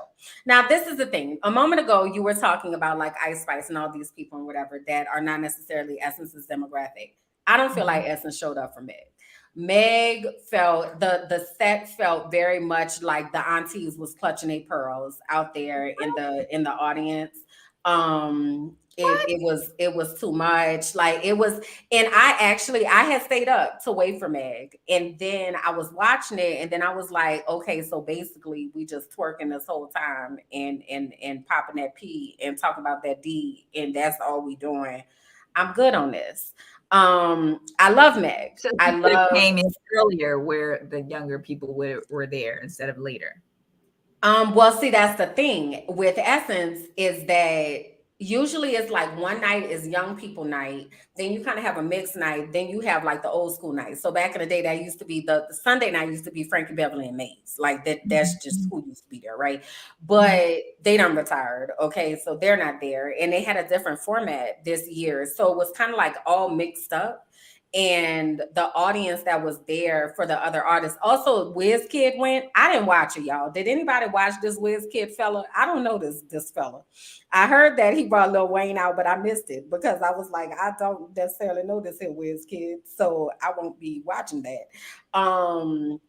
So yeah, it was awkward. It was just like really awkward with the How was performance. it awkward? Were they like quiet? Were they not responding? Like sitting down? Yeah, all of that. Yeah. Like Meg out there, she twerking for her, like booty pop, ow, ow, ow, ow. And the audience was like. But they were there. I mean, here the devil's advocate is you guys are there. You guys know the Meg the Stallion brand. You guys are there because you know the Meg the Stallion brand. Meg the Stallion is not Jill Scott. Meg the Stallion is not right. Like she's borderline Beyonce. Beyonce be popping it and stuff. No, but like, no, definitely not. Meg and Beyonce would definitely not be in the same category. Meg is talking about popping that thing, baby. No, that is not the same. But yes, as she was performing, they were just sitting there, right? And this is the headliner. So it felt really off and really awkward. Thank you, Shatashi. WizKid is Afrobeat. See, if I would have known that, I probably would have watched it because I'd be liking the Afrobeats, but I'll never be knowing who be singing it, right? So anyway, so that was the performances. Now, in the background of all of this, it was some other stuff that was going on with Essence that we want to take a little bit of time to talk about because I don't know if y'all really heard about all of this that was happening. So I told y'all earlier that Juvenile had performed, right? But he wasn't supposed to perform at first.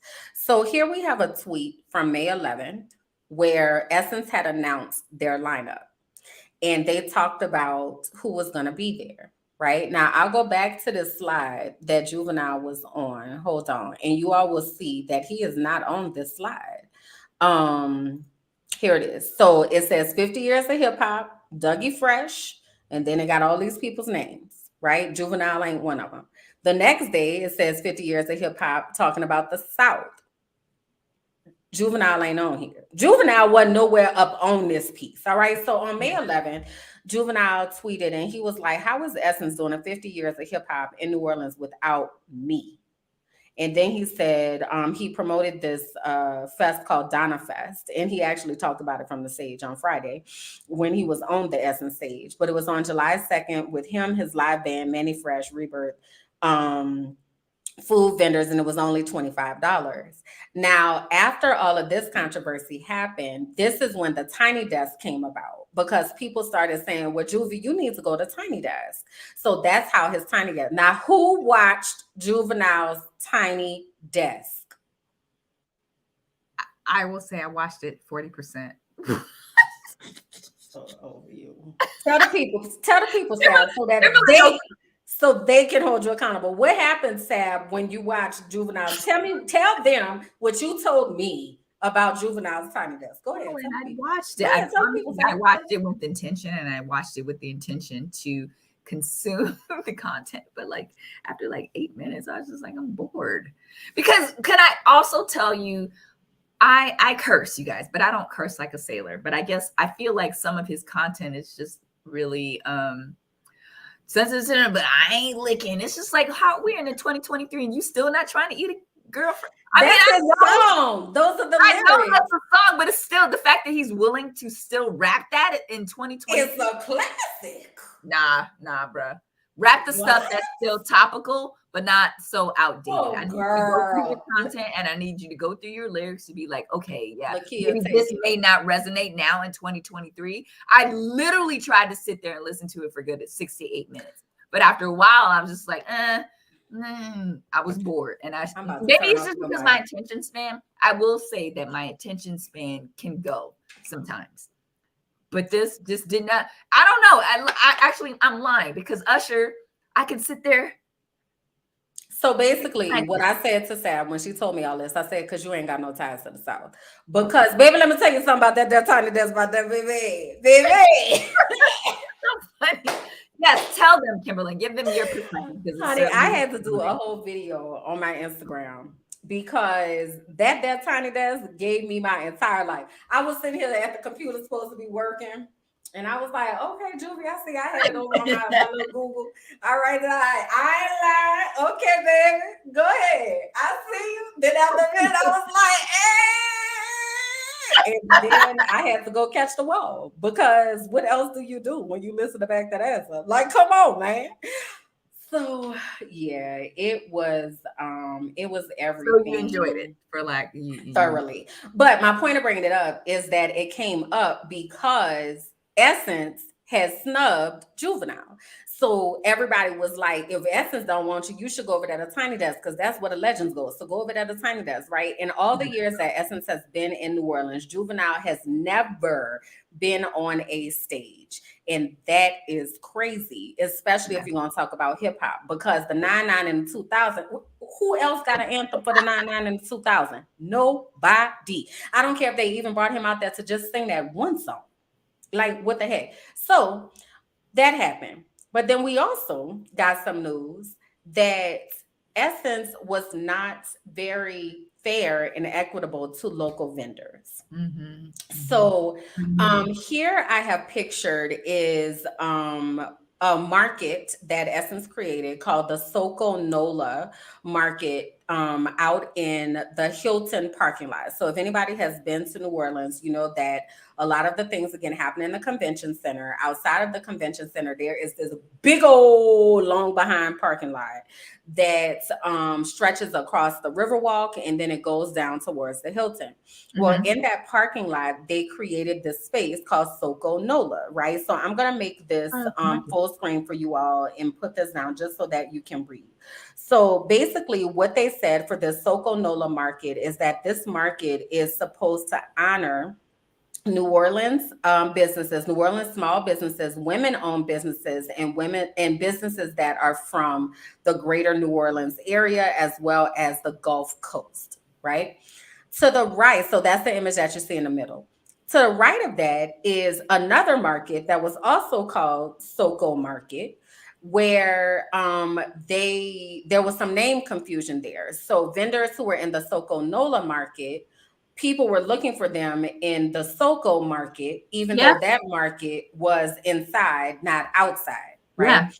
Now, the last thing that I have pictured on here on the left is the entrance to the Soko Nola market. Now, I'm going to pull up a video in a moment to just kind of talk us through what it was like there in that market space. But I need to make sure that it's muted because Somebody was cussing. But at any rate, wait, why is it not playing? Oh my god, I gotta fix it. So in this, I'm gonna get the video, but in the video, it shows that there was only that one entrance for people to be able to come in there. And because of that one entrance, the people were not able to really have a idea of how to get in. They didn't know what was really happening. I don't know why this video isn't playing. That sucks. Hold on. I'm gonna try to fix it. But it wasn't really showing what was happening in this parking lot because the video, I'm sorry, the parking lot was like covered by bushes. It was there was no way to get in. It wasn't a lot of signage that showed that, hey, this is the market where the local people are, right? This is where you come to patronize local businesses here. There was nothing there in order to give people an idea and understanding of what that was. So we got some intel from some of the businesses that were out there, and basically they had asked Essence. So because also I don't know if y'all know this last weekend that it was hot as hell and there were heat advisories and like people were passing out and it was like all kind of stuff that was happening, right? And they had these people outside in this parking lot. Right. So they had asked some of the vendors, hey, is there a way for us to get inside to be able to have some air conditioning? Like it's hot out here. And basically their responses were responses like, well, we don't really have any space inside, or that is managed by another company. So we can't really do nothing with that. So this is your spot. Basically, what you gonna do? Like, are you going to be here or not? Basically, is what the people were saying. So it really caused an inequity with the folks who were from New Orleans, with the folks who had come to New Orleans, so much to the fact that many of them said they didn't even get their vendor fee back and their vendor fee was $450 for this space outside. They didn't even make their vendor fee back. Now I showed y'all all of these people. Let me go back to this here image so we could see. Hold on, where is that? I showed y'all all these people that's in here, right? I showed y'all all these people. All these people. All these people. So for these vendors to not have even been able to get their vendor feedback, that says a lot for the type of traffic that was coming through this market that they didn't advertise. So basically the vendors called the news and talked to the news about it. So this is what Essence said in response to that. They said, based on the success of last year's satellite market at the Essence Festival of Culture presented by Coca-Cola, it was important to be intentional about creating opportunities and stylized naming for New Orleans and Louisiana-based businesses. This year, vendor participation increased 150%, and the Soco Nola market was redesigned to optimize the space in order to accommodate the demand. We value the feedback from local vendors and will work to improve their experience as the Soco Nola marketplace continues to expand, and we will continue to create opportunities that deepen our engagement within the community. So the vendors are not very much pleased about that because there is no acknowledgement of the inequitable offerings of them being able to be inside the convention center as opposed to outside. There's no ownership of the poor marketing and signage that was there to draw people into that. And there's little ownership of the way that they set it up. So the way that they set it up is they highlighted the hot food vendors, but the rest of the vendors were kind of in these aisles and rows where nobody could really see what was happening. They were just coming to be able to get the food and hear the DJ. But then after that, it was kind of like, oh, okay. Like there was no signage to say, prominent signage to say, these are the people that live here. Let's support them, right? Yet Essence also says that everything that they're doing during Essence Festival weekend is about bringing money into New Orleans and is about supporting and promoting Black businesses and small businesses. Yet this is how the small businesses and locals feel that were there. So with the situation that happened with Juvenile, with the situation that's happened with these vendors, a lot of people are wondering what the responsibility is for these types of festivals that come into spaces. What is their responsibility responsibility for actually looking out for that city and showing up for those local businesses, because it's not looking like that's what really happened here. Yeah, What are your thoughts? yeah, I absolutely agree with you. But in that instance, with what happened to them, and they're just like, well, look, it's hot outside. Can we come inside? Logistically, that's not always feasible. Except there was plenty of space on the inside, even though they had told them that there wasn't. So that is one of the things as well, is like they had said that there wasn't a lot of space, but there was plenty of space on the inside where they could have accommodated them. And they had asked these questions prior to Essence actually kicking off. These were questions that were asked ahead of time. So they were not offered or given the opportunity. But go ahead.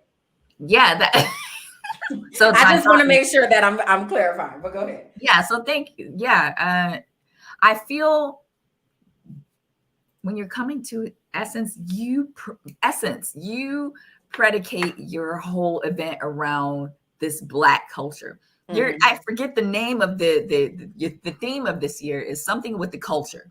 It's like, if it's going to be about the culture Essence, let it be about the actual Essence culture. And not just you stopping through and holding on to the facade of the Essence culture. So yes, right. I do think that it's unfortunate and wrong that you are essentially taking advantage of Essence and the Black community and these vendors. And I think that you should right this wrong, because it is a wrong. It's showing that you have no regard. In at least my opinion, it feels like, just based on the research that we've done and what we're seeing from the outside looking in, that you don't have any regard for the people who are actually there, who are wanting to benefit as well. Yes, you, Essence, who are based in New York, are trying to benefit off of everything that's happening in New Orleans. Yeah. Like, I need you to do better. I need you to realize that the New Orleans is still in a space of trying to build up from Katrina. They're still in a space of trying to build up from Katrina. And while I have not been to Essence yet, do I want to come to Essence? Like, I mean, it's this isn't going to stop me from wanting to come to Essence fully, but it doesn't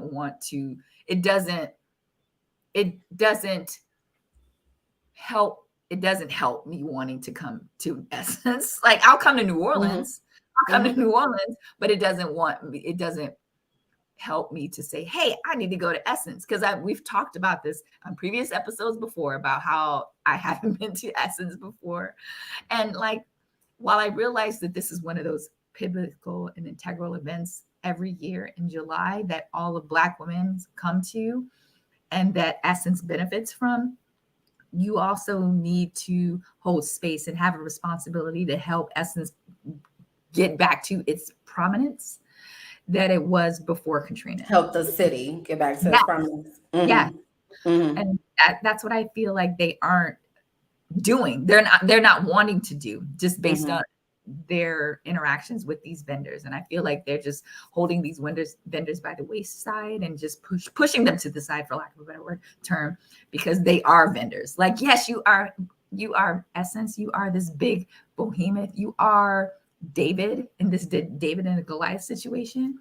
You are the Goliath, not the David. You are the Goliath in this situation. And then you are doing wrong by David by not really trying to actually work with them. And I need you to work with David because like, just know Essence, like, this will have ripple effects.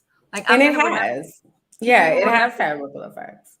So do better, Essence. This isn't right. It's annoying it's wrong, and it's annoying to hear that these Black vendors who are in the city of New Orleans talk about how you guys are intentionally mistreating them. Not unintentionally, but intentionally mistreating them. It's just like, oh, well, we ain't got room. But you do have room, but you can do it, but you just choose not to do it.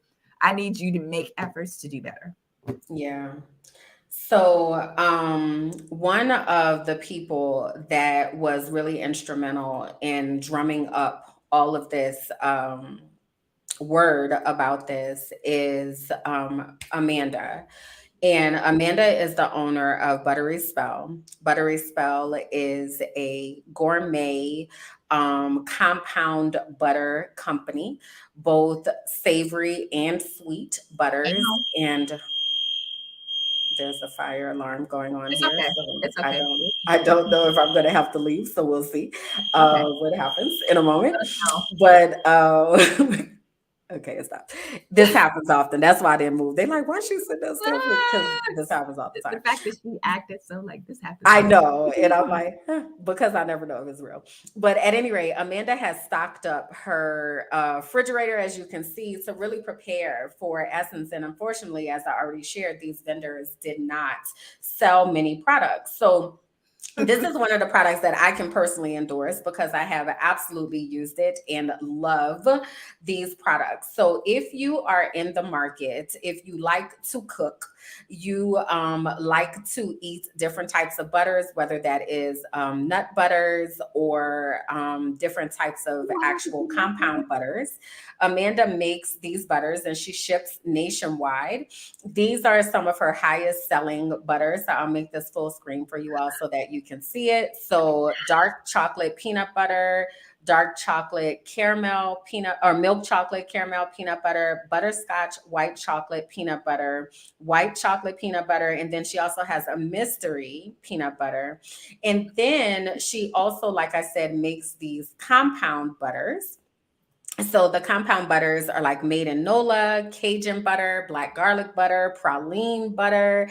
All Ooh, of that her sounds so good. butters, doesn't it Golly. though? All of her butters are handmade. They're gourmet. She puts love into it. She also makes granola bars, like all of these things, right? So if you are like, oh my God, that looks so good, and this is something that I would totally want to purchase, please do go to her site. It is called butteryspell.com. And I'm going to put that into the comments for you all so that you can patronize her business. And again, Amanda was the main person who was getting everybody organized to really say, this isn't okay what you all are doing to us. This isn't okay that you aren't highlighting us and amplifying us. And you told us that that was the whole point of this. Like, this isn't okay. So, let's give Amanda some love and Buttery Spell some love and grab those butters. She does ship again nationwide. So if that is something that you are in the market for, you love butters, you want to try something new, please do. Amanda also specializes in helping small businesses who have food products get their products into grocery stores. So I'm also trying to get her on Brown Girl Boss, because any of y'all out there that do different types of food products and you're wondering like how you can legitimize yourself, that is her specialty. So hopefully she will see this and then we will be able to get her on the show to help some of us who are looking at that in business. So that's what happened at Essence. And we wanted to let you all know about that, not really to call out Essence per se, but to hold them accountable for what they Yes. are saying that they are going to do as they are coming into a What city. they say they're going to do and what they put on their marketing with supporting Black businesses and supporting the culture. Don't say that you're supporting the culture Right. and you're about If the you're not. culture and you're not about the culture, Essence. Exactly. Exactly. So, to our mental health moment, I have a really important announcement. Oh my God, I have an important announcement that I want to share with everybody. Yes, yes. So, Let's hold space for this. so our mental health moment, we always have this because it's important for us to make sure that we are paying attention to our mental health and all the things. So, how many of you all are familiar with therapy for Black girls? Please tell us in the comments. This is a site that Sab and I use religiously. We are often scanning therapy for Black girls, even as we are thinking about how we are going to bring programming to you all. And here we have pictured the founder of Therapy for Black Girls, Dr. Joy Harden Bradford. Well, Dr. Joy has done this labor of love. I believe Therapy for Black Girls was founded maybe in 2014. and she has done this labor of love and just really poured out. She has a podcast, like all of these things that have spun out of therapy for Black girls. Well, she also just finished writing her very first book. It's called Sisterhood Heals, and let me tell y'all something. This book is everything. When I tell you this book, Sisterhood Heals, I'm on chapter 7 right now. And I had to get the audiobook and because I wanted to hear it, right? I have wept, y'all, and I mean wept from the depths of my soul about how we can heal our sister circles. And you all know here at Beautiful Brown Girls, that's something that's important to us. That's why we are in existence, in order to create these sister circles for people, for women to be able to come together and support each other and hold each other up. So this book that Dr. Joy has written is a game changer. Like, I would not tell you a lie. Okay. It is really, really good. And she has gone on tour. So she has already been in New York. She was in New Orleans during Essence Festival. She's going to be going to Atlanta, Miami, as well as Houston. And someone you all may or may not know is going to be joining her on tour. Congratulations, Kimberland. I'm so proud of you. So very proud of you. Do you guys know they reached out to Kimberland? They reached out. They did. They slid in my DMs, y'all. They slid in my DMs and basically said that they had run across an episode of Brown Conversations and they dug a little deeper and they were like, would you please join us on the Miami stop of the book tour to moderate a fireside chat with Dr. Joy about her new book, Sisterhood Heals. And when I tell y'all, I am elated. Every time I think about it, I start screaming. Like, I'll just be like, I can't believe this is happening. I have dreamed about meeting Dr. Joy and being affiliated with Therapy for Black Girls since I knew about it. And that was somewhere around when it first came out in 2014-15. It holds a special place in my heart. I found my therapist through Therapy for Black Girls. Like, I love this site. And I had a secret desire, but never said it out loud to anybody, that I wanted to meet Dr. Joy, that I wanted to be a part of Therapy for Black Girls and what she is doing.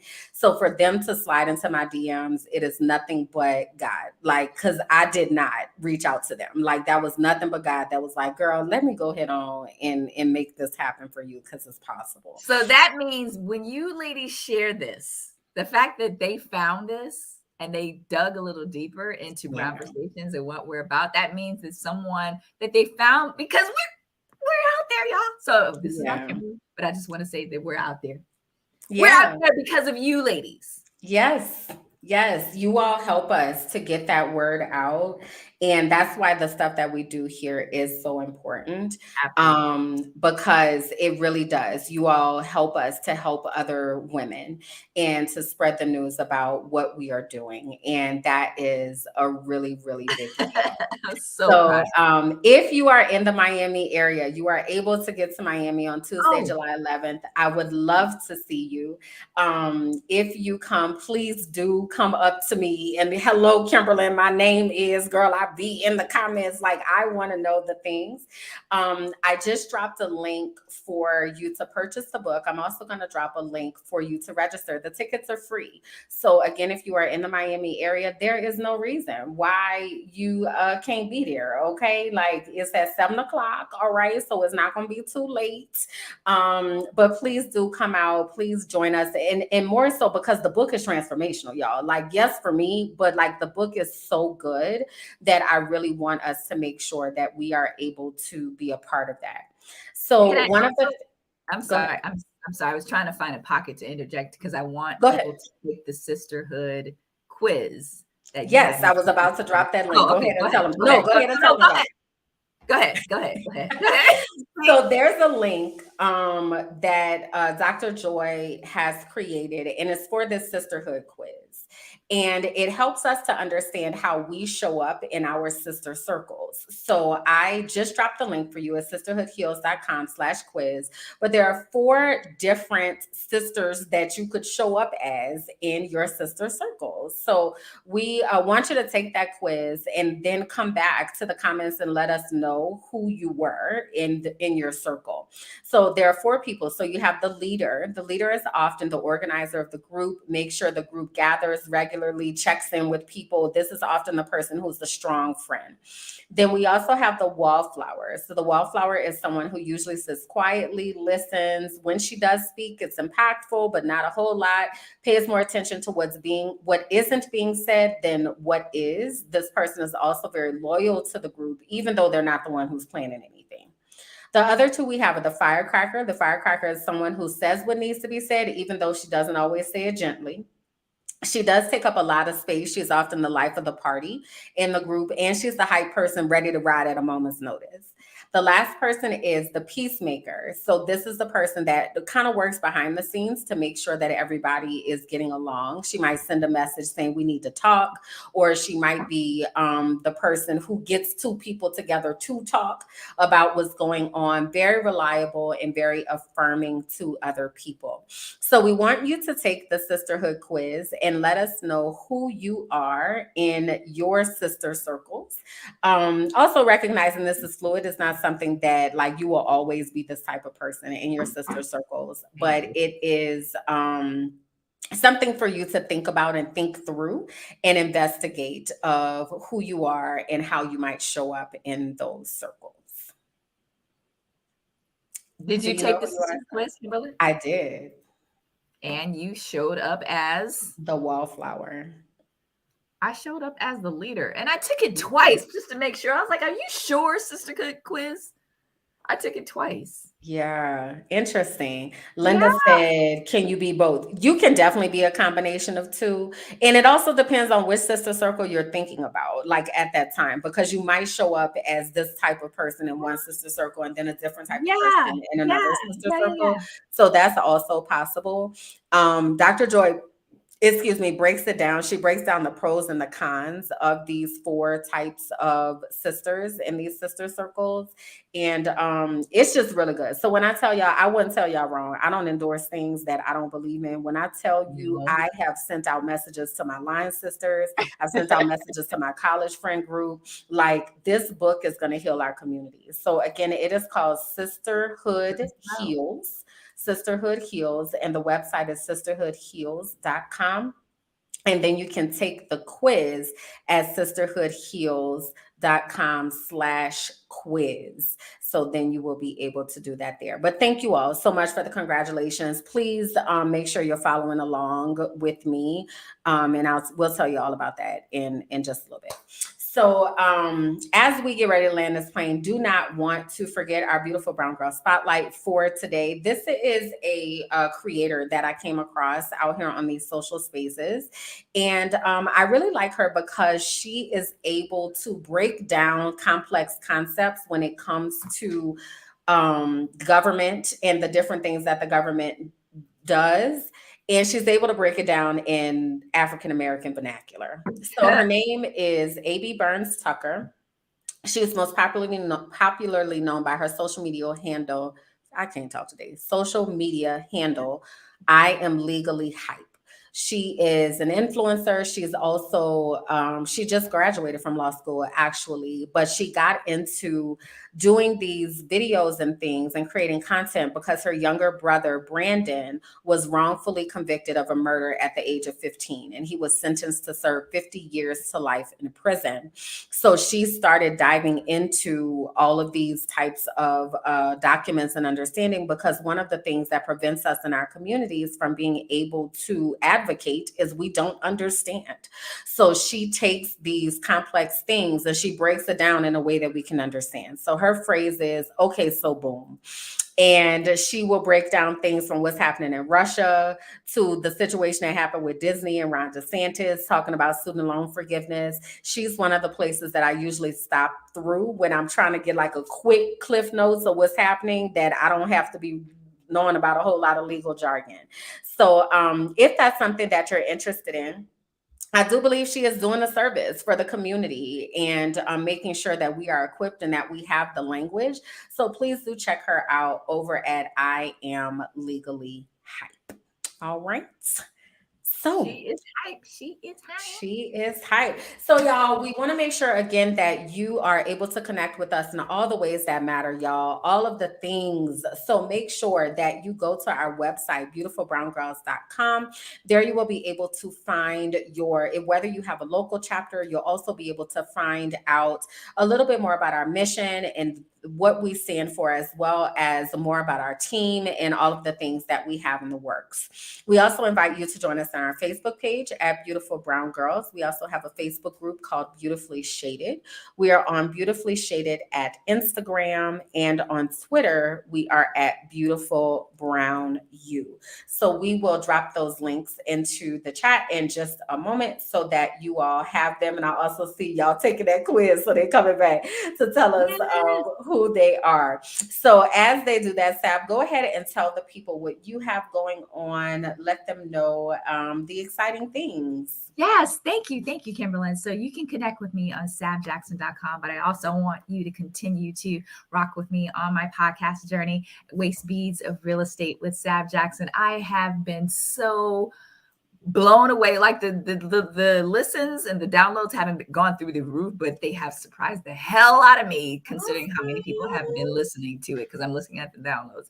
So if you are interested and just want to know, just interested, please take a listen. But yes, if you are interested and just learning more about Sab or connecting with me, sabjackson.com. Would love to connect with you on LinkedIn. Certainly would love to connect with you on the social space, Facebook, LinkedIn, but yeah, sabjackson.com is the place to connect with me in those spaces.